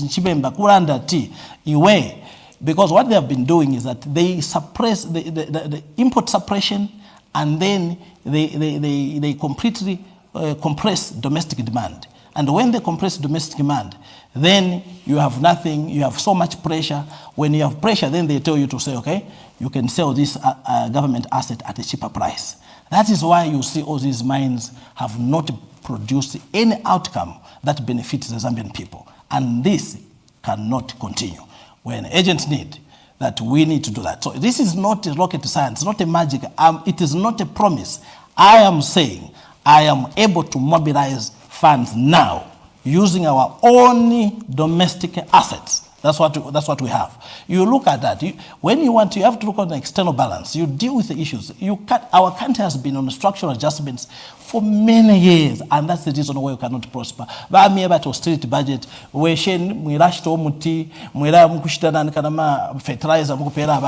So if you austerity measures, you are cutting spending. What are you cutting spending on? Import compression, fuel. We lack water fuel. We have to reduce on that. It's chimono kuja now kwa Kongore. Then someone says, okay, remove your children from school. They shouldn't go to school. Or they should not eat. No, you sit down and say, what do I have that I can start generating more resources, more revenue? So Zambia is a country that is blessed from the foundation of itself. And something that we need to understand is that the revelation of our economic transformation, it is very much spiritual, because when David Livingstone died in Chitambo, you will see that Zambia is actually the foundation. He said, and I'm going to read verbatim here to just read as it is. He said, Lord, on this land where I rest my bending knees, let it become a mighty Christian nation, a beacon of hope for the African continent and the light of the world. Zambia, we are in the Garden of Eden, and we fail to understand what we have there. You do not. By now, the UPND government, they were supposed to have provided, you will see that when it comes to electricity, they do not even have a plan. That's the reason why you see that there's a Canona Energy, which in my opinion is a scam, because they have created Babika Bariapa. Instead of abakuchinsa badeshita amaraiti pali 2 kwacha twalabi kirako pali 5 kwacha pantu, they want to collect money they hear. It is their own, that Canona Energy is a scam. They are collecting their own friends. I don't want to mention their names, but I've got a record which I can share that they collect. Why did the government, the Mozambican government, why did they not sign directly with ZESCO and import electricity into the country? But going through, why do you establish another barrier there? That you want to create another layer of expense. What did the Canona Energy do? Did they generate capital to generate more electricity? No. That was recently introduced raises concern, because it's like we have just introduced middlemen and we've robbed ZESCO of resources. Let me, before we invite callers, the issue of the Patriotic Front has, since you are a resident in South Africa, has the Patriotic Front and its members welcomed you? You are tracing your membership and support and financial support to the PF from, as late as 2003, 2004, and that you knew Mr. Sata very well, and that you have somehow supported the PF over the time. But many members are just hearing about Mudolo now. Who is this Mudolo? And I'm glad that you took time to explain yourself. But are you confident that the PF, both the leadership and members, will give you a chance to lead? And are you in any way interacting with the leadership currently and with contestants like Honorable Given Lubinda, Honorable Brand Munduvile, Mutoto Kafwaya, Grayford Monde, myself and others? What are you doing to bring yourself to the fore of the party and then participate in its leadership? Thank you, Bambamba. Ambassador, it's very simple. The country has divisions. That is the most urgent issue. And my focus is to unite every opposition leader. I've been speaking to others. I've spoken to you. I've spoken to Grayford Monde. I've spoken to Nakachinda himself as a Secretary General of Patriotic Front. I've spoken to others, including my brother, who had to speak to him, Brother Sean Tembo had to speak to him. I've spoken to several others, and I'm still speaking to others who are still in me. I've spoken to my brother KBF. We have been engaging. We are talking. So it is not about Mudolo to be fought and not wanting to be a president. I do not want to be a president for self-interest. The most important thing is that we need to unite the country. We are one country. We are one family. Zambia is known for peace. The issues that is happening right now in the country, where there are divisions, I see a lot of impasse that is that has confronted us in PF. I am not saying I'm going to work in isolation. I'm coming forward purely because I've come to realization that I have programs that can start. I've spent close to 2 decades of preparation. That is the reason why, Bamwamba, I'm even asking that I need another podcast where I will unpack what I've prepared for the country, solution-based. And this is something that I would also like to take this opportunity. Let us not engage in confrontational politics. Let us not engage in insults. Let us become innovators. innovative thinking. It is very, very critical. Let us fight with brains of what solutions are we bringing to our country. Not to insult. Insult does not yield anything. Even those who have insulted me, who I know some of them, I will have no issues. They are my brothers, they are my sisters. When they will come, I'll speak to them, I will embrace them. We have to work as one family. We have to work as one force. We need to remove the UPND government. This is not a joke. If we divide ourselves and we start fighting, we are not going to remove. And it is my appeal, actually, to the UPND government. President HH, actually, Your Excellency, I'm speaking to you as my big brother and as a father, as my father. You have to consider stepping down. To step down, agree, you are going to work with me as a statesman. And if you want to still serve in the government, we saw what happened in Russia some years back, we can even create a portfolio for you if you want to be a prime minister, but you have to agree that we are in ICU and the country cannot continue to be where we are. I have spent a very good 16 years of finding solutions. So it is not something that Mudolo is coming to create confusion. And I have been led to serve under someone. But this someone, I have a condition, and this condition is not a complicated condition. I'm saying I do not have time with all what I've invested in discovery. Someone may say Mudolo does not understand, has been out of the country. No, I traveled because I wanted to discover certain things that will help my own country. And that's what I've done. So I have solutions to transform our country from the way they go. We seek the mandate from the people. We are not going to go into discovery. The reason why the UPND government has struggled, because they have been in the discovery, trying to fish solutions. You can see this struggling to restructure the debt. That is an insult. Going with a begging bowl to IMF, and what is that? You don't do that. And then you start putting pressure on the country that you cannot buy cars, you need to reduce this. It doesn't work like that. Thank you very much, Mr. Mudolo. So we are opening the phone lines, and I love the challenge you've made to President Hakainde Hichilema that he's not able to resolve the current crisis and that he should even proceed to resign. And you're even offering him a job of a prime minister that he learns under your tutelage and he can come back later. Wow. So President Hakainde Hichilema, I know you're listening and you're watching. There's an offer on the table. Mr. President, the crisis of the country, you cannot handle, allow others to handle. But there is a rosy outcome out of this. You will not be persecuted or harassed. There's even a job offer for you, Mr. President. Thank you, Mr. Mudolo. We are hosting Willah Joseph Mudolo, a Zambian national resident in South Africa. Let me take the first call. So we'll pick calls. I know he has another interview scheduled after mine, but we'll see how we can quickly pick some calls and then allow Mr. Mudolo to answer. Caller, please tell us your name and where you are calling us from. Just a minute. Hello, caller. Tell us your name and where you are calling us from. Yes. Good evening, Bamwamba. Good evening. And good evening, Bamdolo. I will stay anonymous. Anonymous, Thank make your you very contributions. much. Yes, please.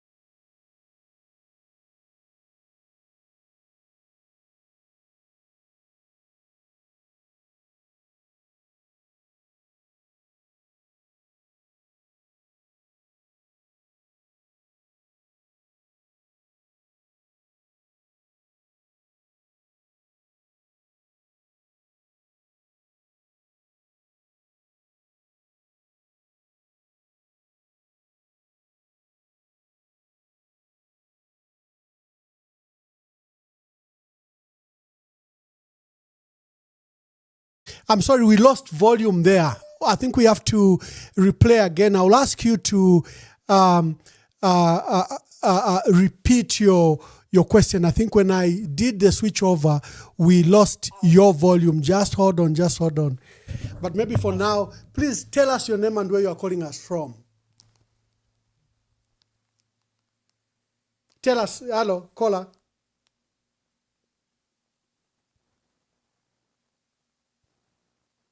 Uh-oh. Okay, we've lost that caller. Hello, caller. Please tell us your name and where you are calling us from. Okay, this is Ernest Mumba from Kitwe. Ernest, just a minute. You are faint. Let me just put you on speaker. Yes, Ernest. Okay, I'm saying. No, you are. Just a minute. Oh my God. Just a minute. Let's resolve this issue.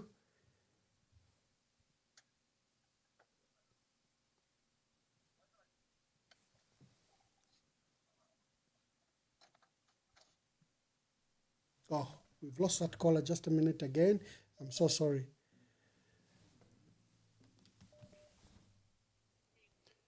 Hello, caller. Please tell us your name and where you are calling us from. Good evening, Mamba. Good evening, Mudolo. Welcome to Zambian politics. My name is Michael Zefenia Piri. I'm calling from Lusaka, Zambia. The question I have is that we have been hearing that there are certain people who have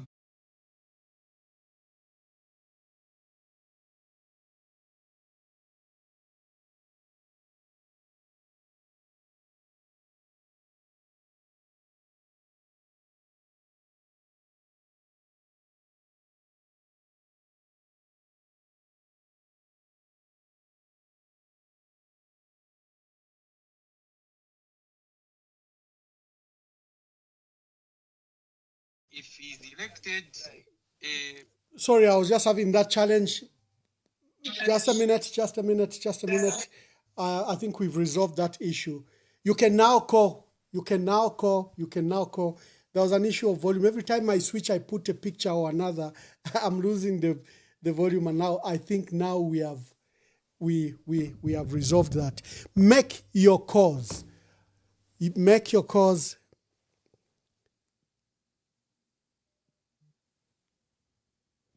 Hello, caller. Please tell us your name and where you are calling us from. Anonymous. So I have some few concerns. I want to say that Mr. Mudolo, in the beginning, you were a bit emotional, I felt. I hope that you can do better next time. Maybe it was just being nervous. We all have such days. Just hold on. I'm so sorry. Let me just go for a break and I resolve this issue of the phone. Just a minute. Let me just go for a short break. That phone is not going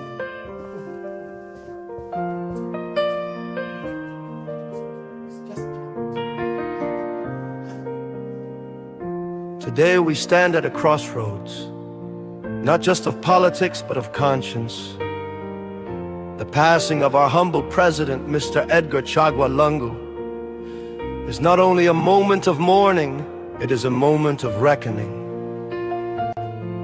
Let this be a message to every future politician of Zambia. Power is not a crown. It is a responsibility. You are not above the people, you are born of them. You are raised by their trust, and you are judged by how you honor it. What we witnessed during President Lungu's health challenges must never happen again. No family should be dragged through courtrooms while grieving. No widow should plead for dignity. No orphan should wait for justice to bury their father. This is not the Zambia we were meant to be. Let us start over. Let us rebuild. Not just our institutions, but our hearts. Let the death of President Lungu remind us that we are each other's keeper. That love is not weakness, it is our greatest strength. That the Bible commands us to care for the widow, the orphan, and the stranger. and that true leadership begins. Hello, caller. I hope we have resolved this matter. Please tell us your name and where you are calling us from. Okay, MS Mumba from Kitwe. Yes, Mr. Mumba. Yes, I'm happy to see our incoming president, Mr. Mudolo. I think what he has presented here is what the European Union. Hello? Yes, proceed. Good evening, Ambassador. We can hear you. We can hear you. Yes, my question, good evening, Mr. Mudolo. Yes, he can hear you. Yes, my question is, Mr. Mudolo, I'm sure you've been seeing the political atmosphere that we have here back in Zambia. And it's not so easy, you know. It's more like we are going towards the one-party state as things are going. So based on the fact that you're based in South Africa, how are you planning to come and do your campaigns? As there's never been any, if I'm, correct me if I'm wrong. Okay, I think he's asking about will you be available for campaigns looking at the political hostility in the country. Okay, the phone is jammed, but let's see how we can take the call. Okay.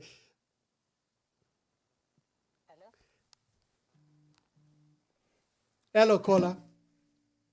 Yes, please. Can you hear me? Yes, we can, but you are very faint. I can hear you very loud. Is that better? Let's see.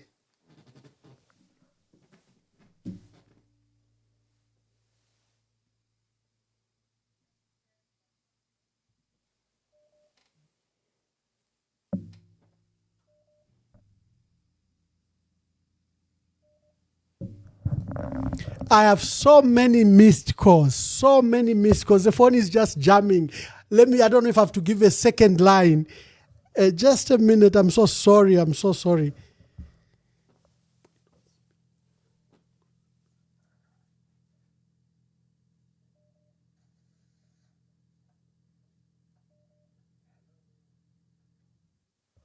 Just a minute. Oh, it looks like I have to give another line because this line is just jammed.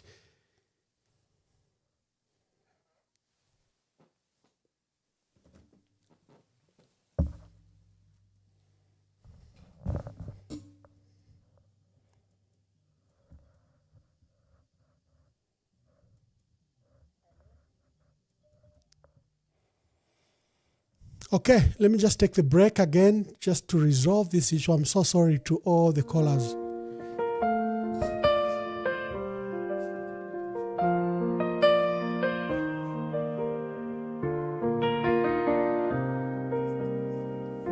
Today we stand at a crossroads, not just of politics, but of conscience. The passing of our humble president, Mr. Edgar Chagwa Lungu, is not only a moment of mourning, it is a moment of reckoning. Let this be a message to every future politician of Zambia. Power is not a crown. It is a responsibility. You are not above the people, you are born of them. You are raised by their trust, and you are judged by how you honor it. What we witnessed during President Lungu's health challenges must never happen again. No family should be dragged through courtrooms while grieving. No widow should plead for dignity. No orphan should wait for justice to bury their father. This is not the Zambia we were meant to be. Let us start over. Let us rebuild, not just our institute. I have a part 2 with Mr. Mudolo. I will invite callers in the next broadcast, but all the 2 phones that people know, even my personal phones, are jammed. But I've got this caller. Caller, please tell us your name and where you're calling us from. Okay, this is Ernest Lumba from Kitwe. Ernest, make your contribution quickly. I'm trying to see how we can quickly take some calls, but the phones are jammed. Okay, I'm happy with what Mr. Mudolo has presented. Actually, this is not exactly what President HH was doing or was saying. The presentation is like what the European countries are doing. The coming in of Mr. Mudolo is like the fresh air that Zambia needs. We are suffering, we are suffocating. And please, Mr. Mudolo, you are welcome to bring solution to our country. Thank you. Let me see if I can take some more callers. Hello, caller. Please tell us your name and where you are calling us from. Good evening, Tataba Mwamba. Hello, Mayo. Is this Honorable Mumbipiri?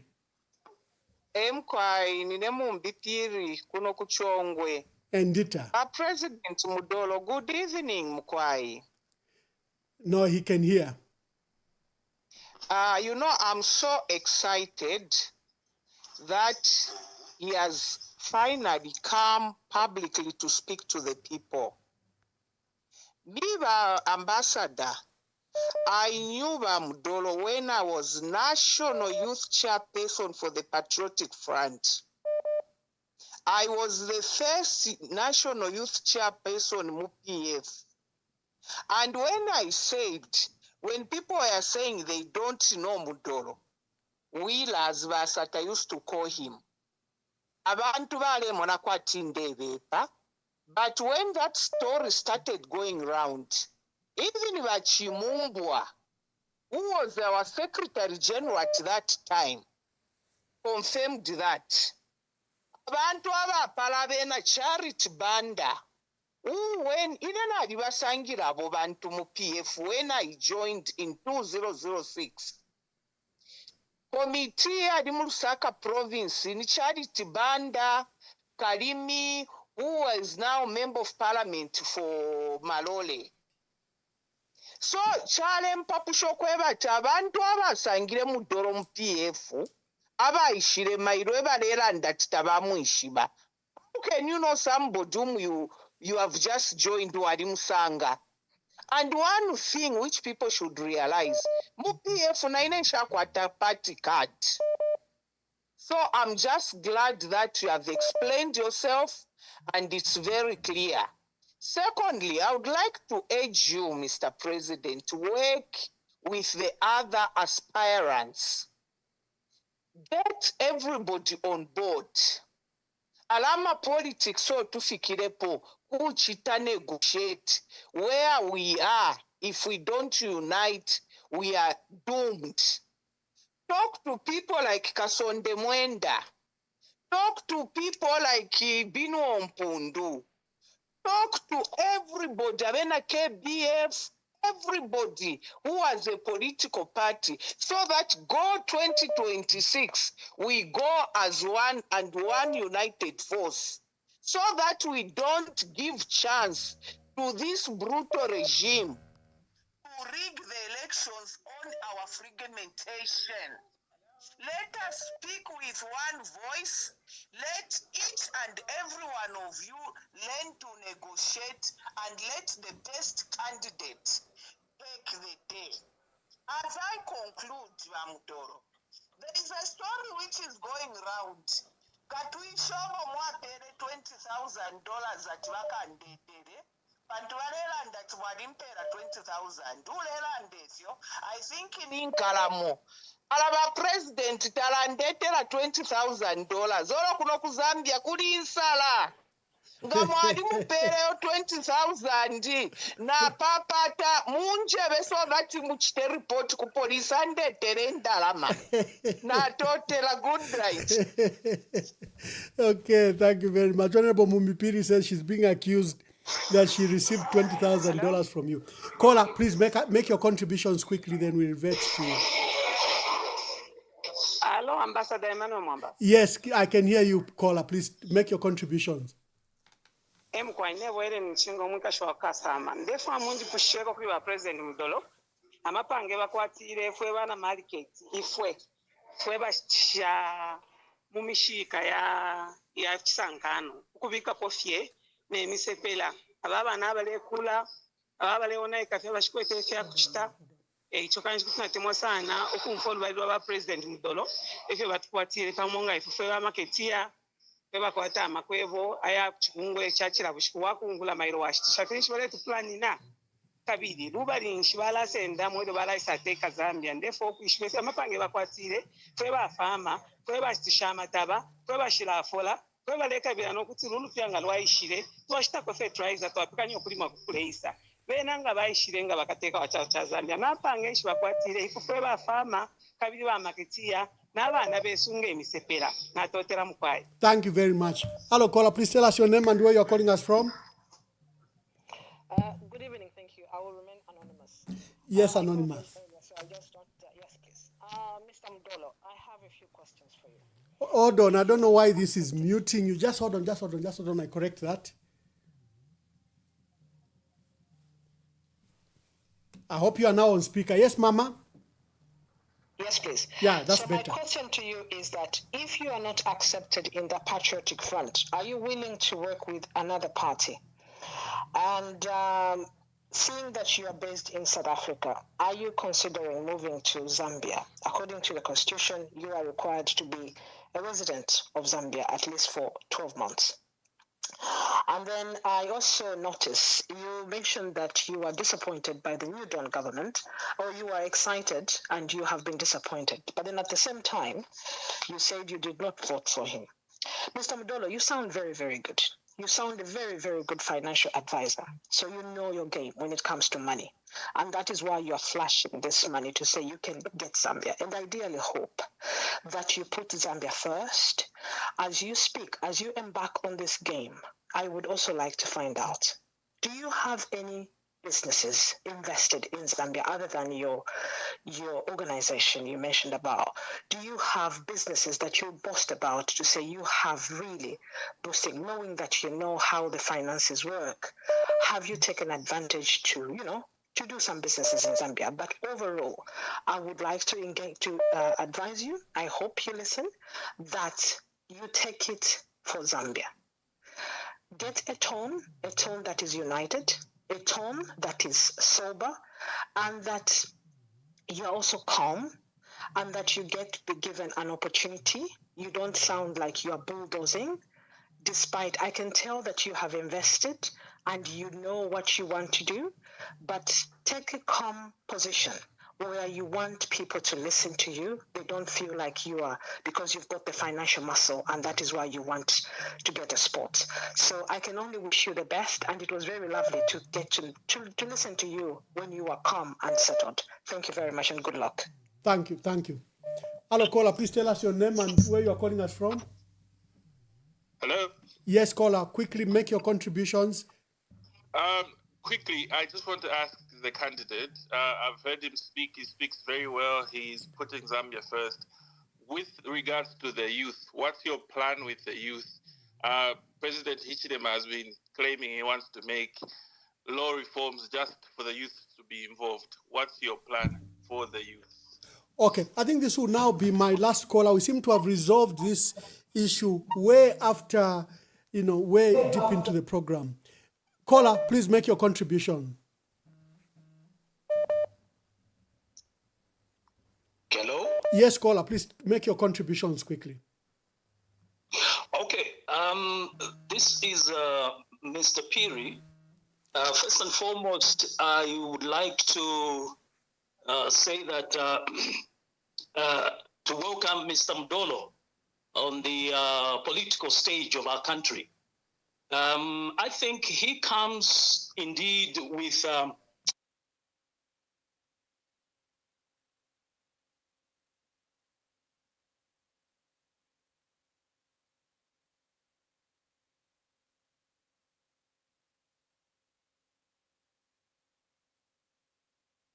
remain resolute.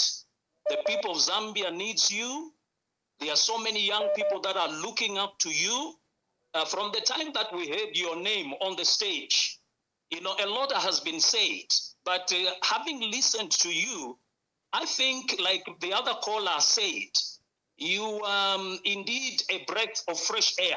Sir, please remain strong. I know a lot of people are behind you. We are calling on you. We'll give you the support, and we pledge to work with you to the very end. Thank you. Thank you. I'd like to sincerely apologize to my callers. The phones are jammed, and for one reason, the system just shut down.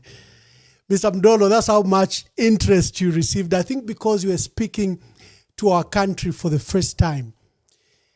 And I'm glad that you've accepted to our second interview where you delve into the matters, and we are going to allocate a lot of time to our callers.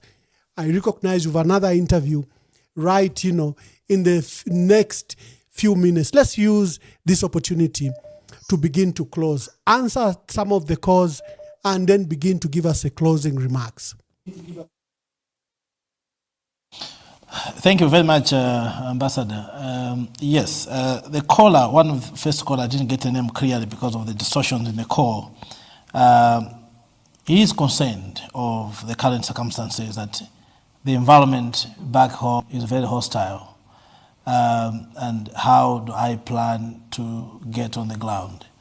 The fact remains, as I've said, our elders, when they fought for independence, they never looked around to see what could be the potential disruption. So, and that does not mean that there were no disruptions. The problems were there. There were enemies around them. So equally myself, I'm not going to give up on this particular call. I'm going in. I understand that, and that's the reason why I'm coming in, to participate and contribute to my country. There's no freedom of speech. People are being persecuted, being jailed left, right, and center. We have to deal with these issues. So I'm coming through. I'm not going to, to fear the circumstances. If I'm going to be locked in prison, I'm going to be locked and I'll come out. The president himself, he was locked in prison and he came out and he's still a president today. So I have a mchwemba ndati uenda mushitutomfwenshi iswaswa. So I am coming in and ninamtare sunshishe mpapa takuri kukwera kunuma. So by youth, ndeisa vantu vandi twalaita and paki the programs, the National Economic Transformation Program, we will unpack.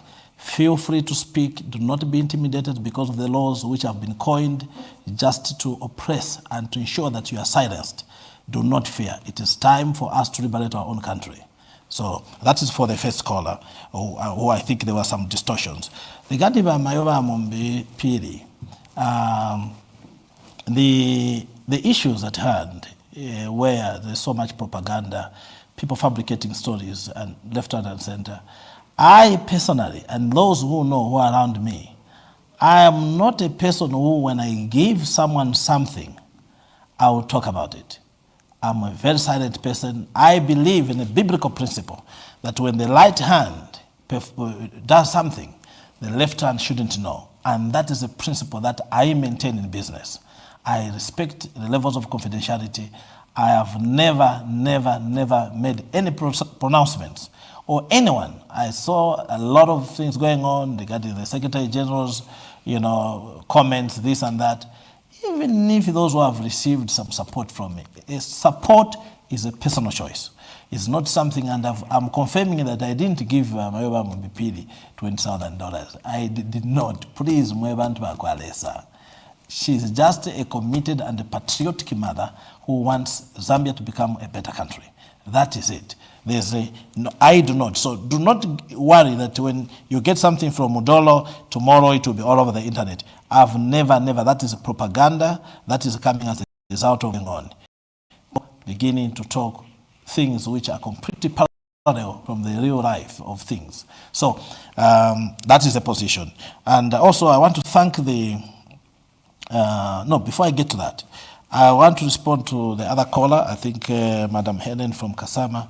We have the program for agriculture. We have the program for marketeers. We have the youth empowerment policy that under one of our pillars that we will address. We have mobilized. We have a mechanism that marketeers, because what we intend to do, I think you all understand that Zambia has got 6 to 7 million people who are unbanked. And also these people, they live below average. So we will bring all these people into the supply chain, so and that creates demand. And how do we do this? It's creating jobs. And how do we create jobs? Is to make sure that we finance marketeers, because our ultimate objective is to look at tradable sectors where we start generating domestic surpluses. That is what we want. And in terms of raising money, mwebena Zambia, bantu bandi, mwisakamana, we are going to use our own domestic resources to mobilize funds. We know how to do it. It is not a promise. It's something that I do. That's what I specialize in. And it's not a rocket science. I will demonstrate at a different podcast how this is going to be done. I will be able to give you a mechanism that you can check. We have young men and women who are professionals, they're economists, they're engineers and all that. And we will make sure, that is the reason why we have even decided that the agriculture, we will make sure that in our industrialization framework, the agro-processing is very, and it will bring the agro-processing industries to your own provinces. We are not going to be queuing in Lusaka. We will bring the industrial processing hubs to where you are, and we will ensure that we mechanize. This is time, and that is the reason why I was very saddened when I was told that they want to bring back, what we used to call, I think it used called Zambia. It used, when the youth come out of school, they go to ZNS. Yeah, so the ZNS mechanism. We can't subject the young people to the things of the old. We have the children now who are coming out of school. We can't take them to Zambia National Service. That is a demonstration that the government has no plans, because they look at things which are obsolete. We have a program for the youth where we educate them, and we're going to have even the Zambia Mining School, which is going to teach our people access to capital, and they will be able to sell their production to the government. We will buy, and then the government sells it to the market.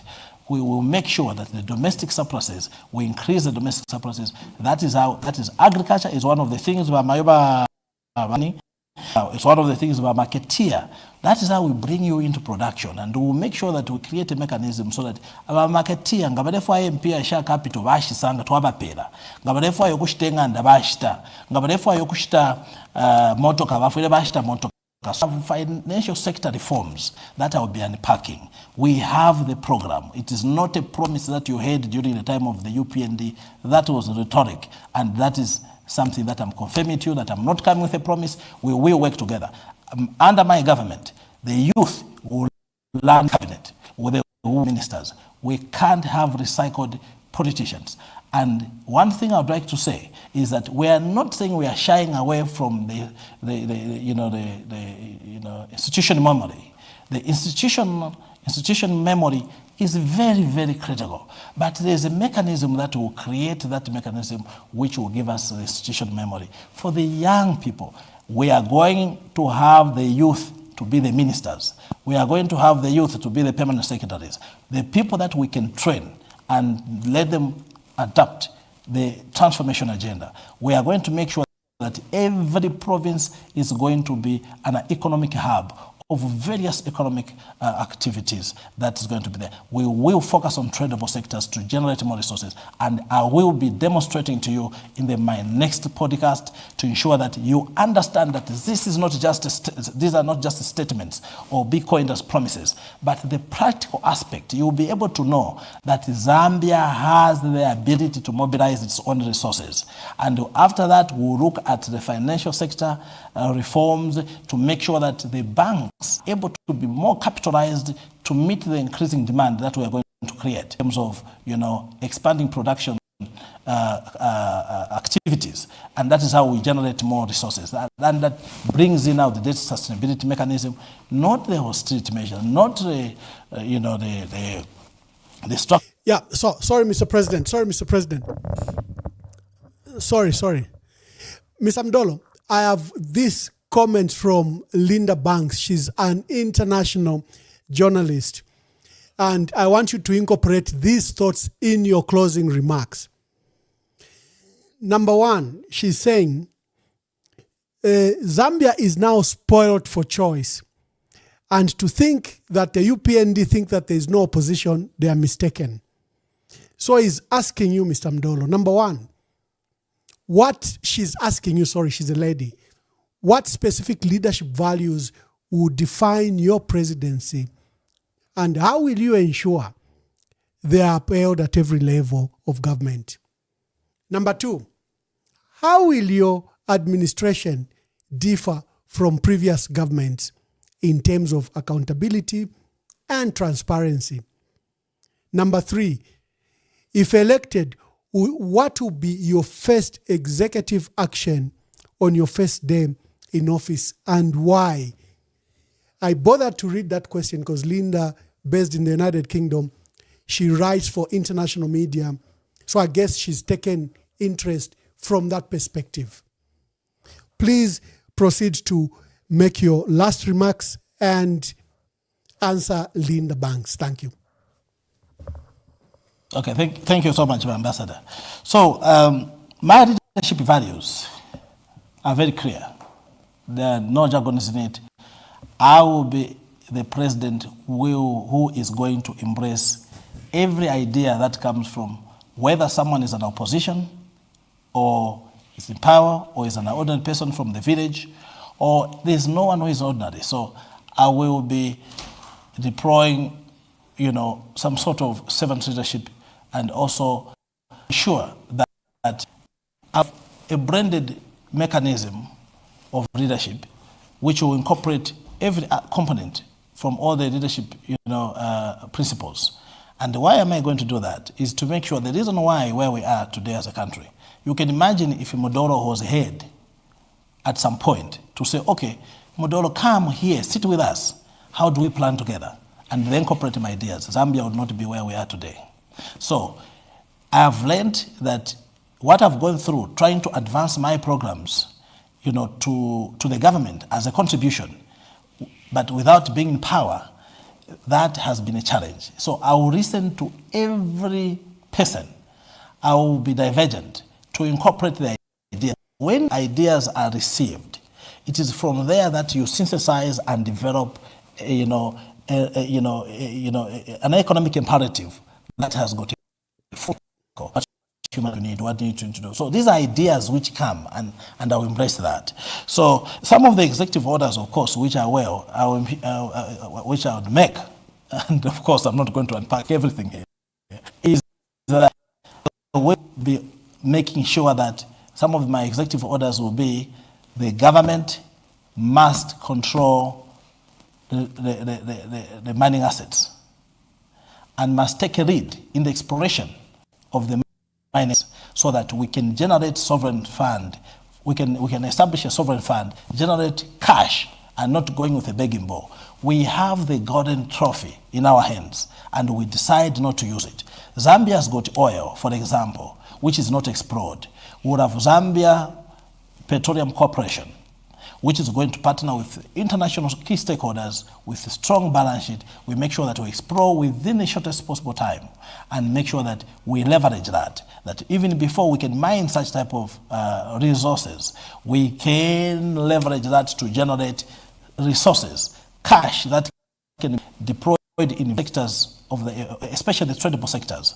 Then we start generating domestic surpluses. That's what we're going to do. So these are some of the executive orders. So there will be several companies that are going to be established, state-owned, the SOEs. And also, the other thing is which I'm trying to look at, we will make sure that we'll have the quasi-sovereign markets, which will allow municipalities to issue papers at some point to raise funds for their municipality development initiative.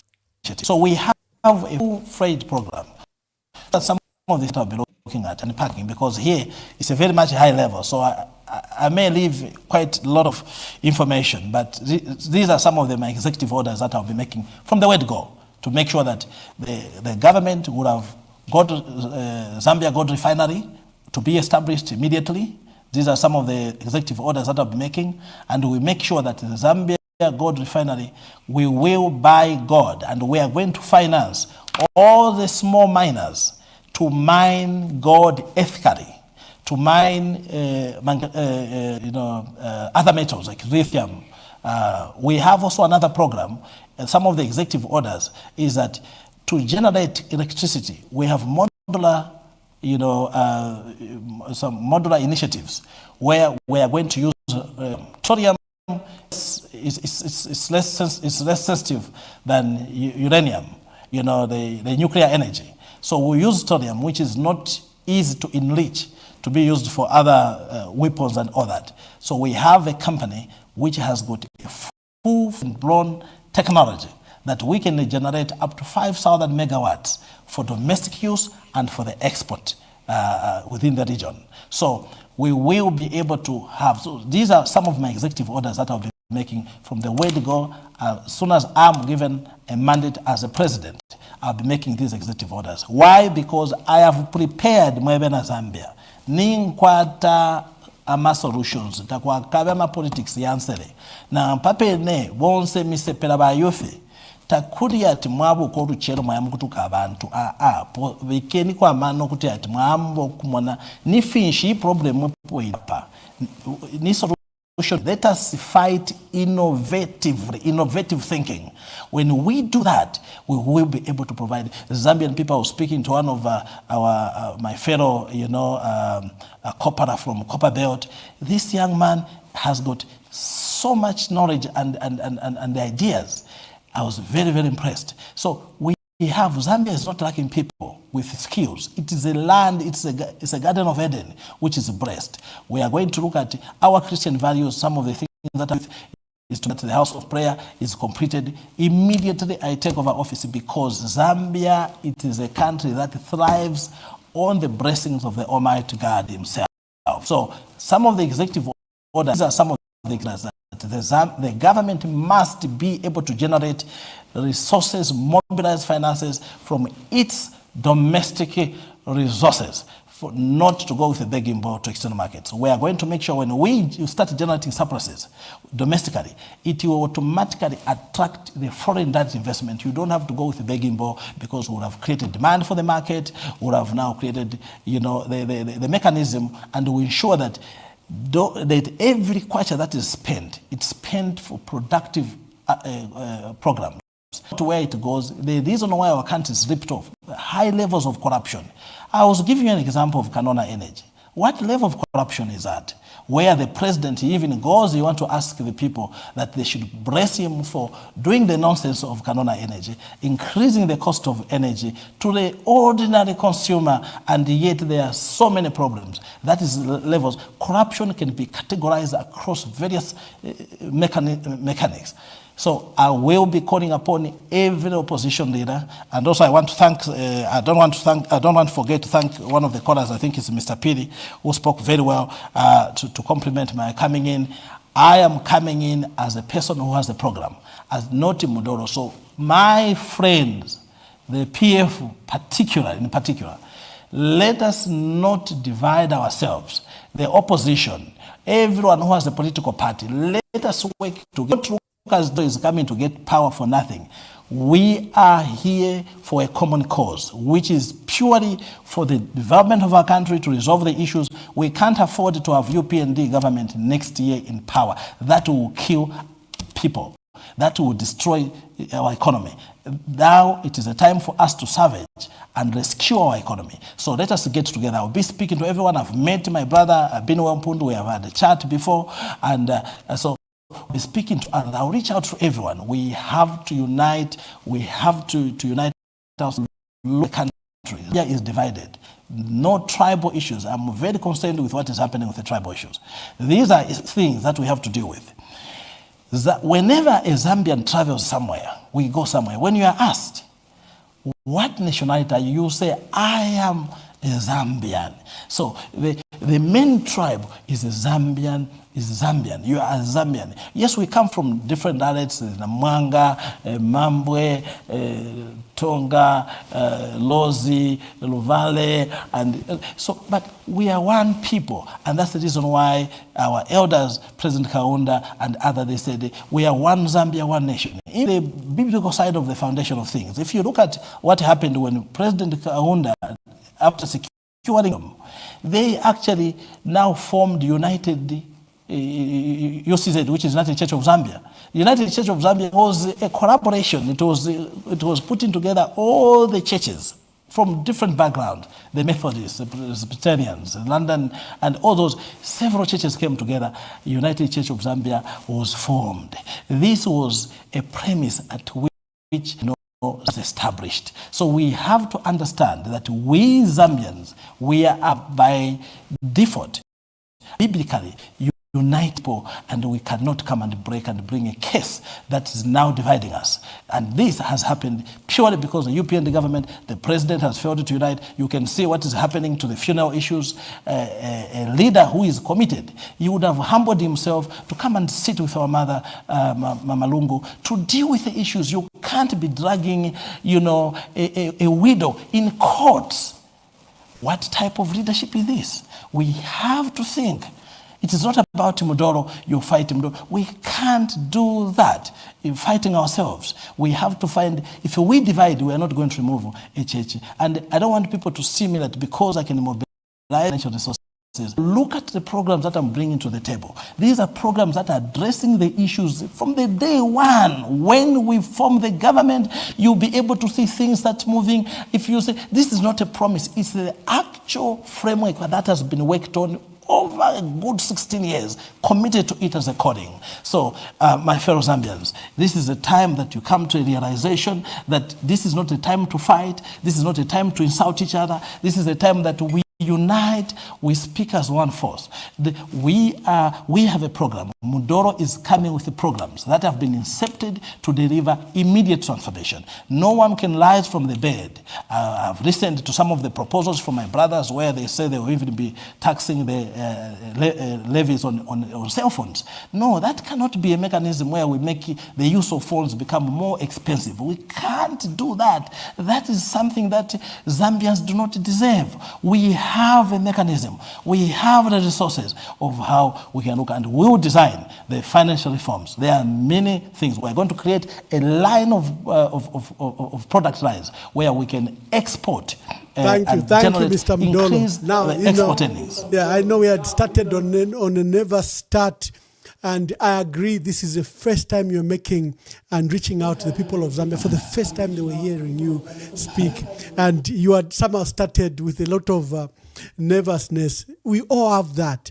But you settled into the ideas and into the thoughts. And I think you've had, for this first part, had a great opportunity to give Zambians a window about your vision and, to give your colleagues and friends in the Patriotic Front an opportunity to reflect with the other leaders that they are reflecting. So I would like to thank you, and I'm looking forward to our second broadcast with you. Many of the presidential candidates have done a second, a third broadcast. This is an opportunity for you to refine your thoughts, to refine the policy proposals that you are giving to Zambians.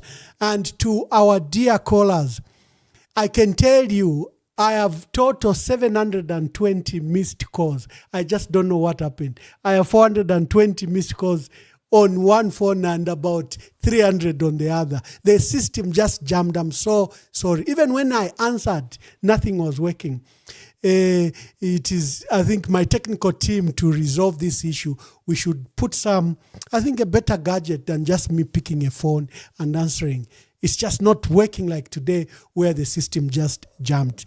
So, Mr. Mudolo, I would like to thank you, and I would like to invite you to my next broadcast. Let's, I think, off the camera, discuss with your team when you are next available, probably next week. Let's have that broadcast so that you can answer to the Zambians all these concerns that they have. And to our callers, it's demonstrable that they wanted to hear from you. Who's this Mudolo? Who's this Mudolo? And they had many burning questions. To you callers, You will have an opportunity next week. We'll allocate a lot of time when Mr. Mudolo introduces himself, his policies, and then we can open the floodlines. In the week, Mr. Mudolo, thank you very much. I'll release Mr. Mudolo to, as I conclude the program. Let me just go for this short break. This Chipokota here one day came to me weeping in State House because she gets whipped because she's a Mwanawasa on things she doesn't even know. And I said, Chipo, sit here. This is part of your inheritance. You have to accept that. Indeed. And I said, go back to your office and continue working. Surely, to say that Chipo, my daughter, can carry the president's child, myself, is that a matter that we should really be discussing in the public?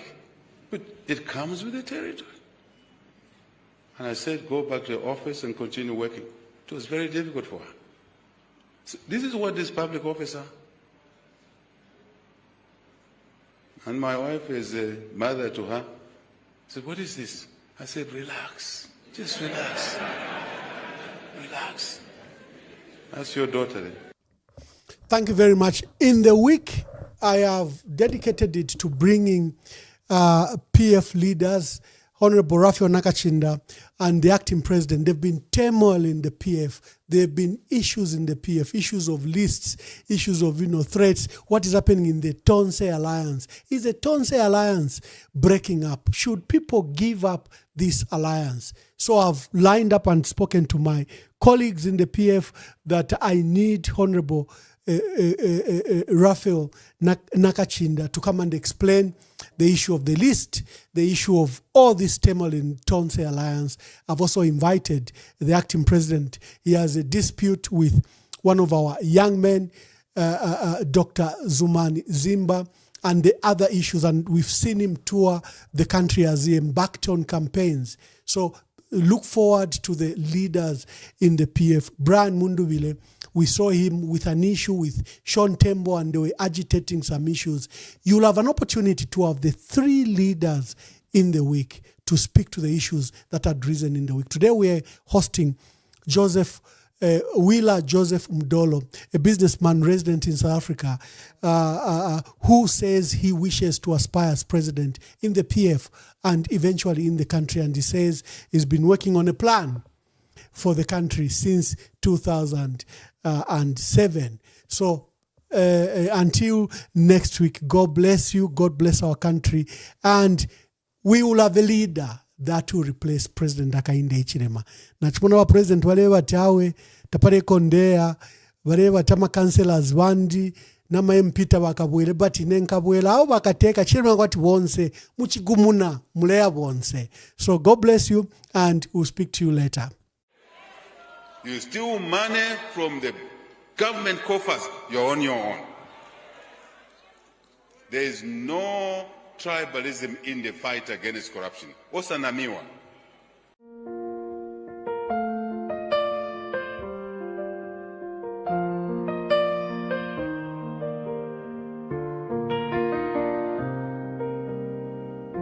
Today we stand at a crossroads, not just of politics, but of conscience.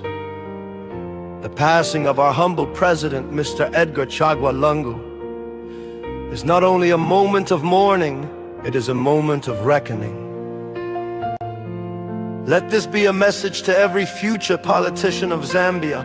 Power is not a crown. It is a responsibility. You are not above the people, you are born of them.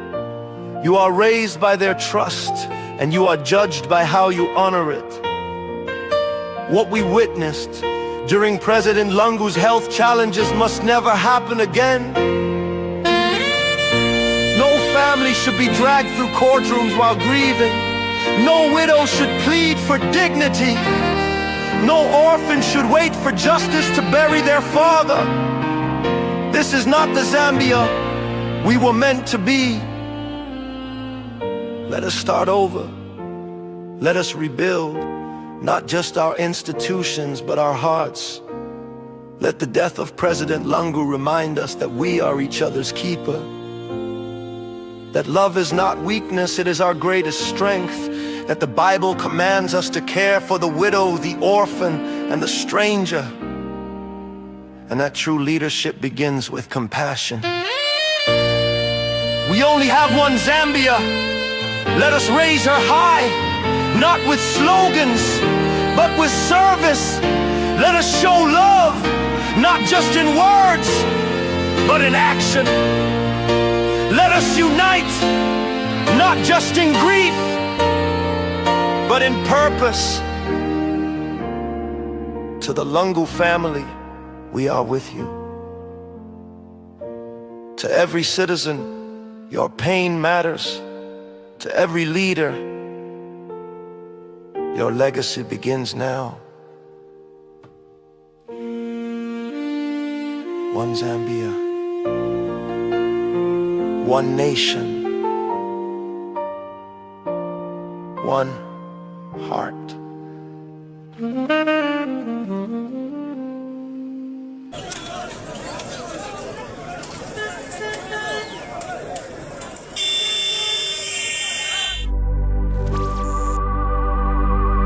Leero bwaca bakamba mu kyalo ky'esu kya Zambia ekyaweka Njoy. Abantu baafa bakamba kule mu nfumbwe. More than 20 people balebe pati ni babiri. Bagamba. Fish to Arufyanya. People have died. Mumino yabaka pokola. The police killing people. Why? In the same government bagamba. Abductions have happened. Bagamba. If you're not with them, it's either you're dead or you're in prison. This government, you're going to change, big man. Fish to Arufyanya bakubika mu office. Fish to Arufyanya. Why me? Missing. Achani Ruba Mwaicho and Dizona. Where is why me? HH, tell us with your government, where is why me? Give us why me. Justice for why me, big man.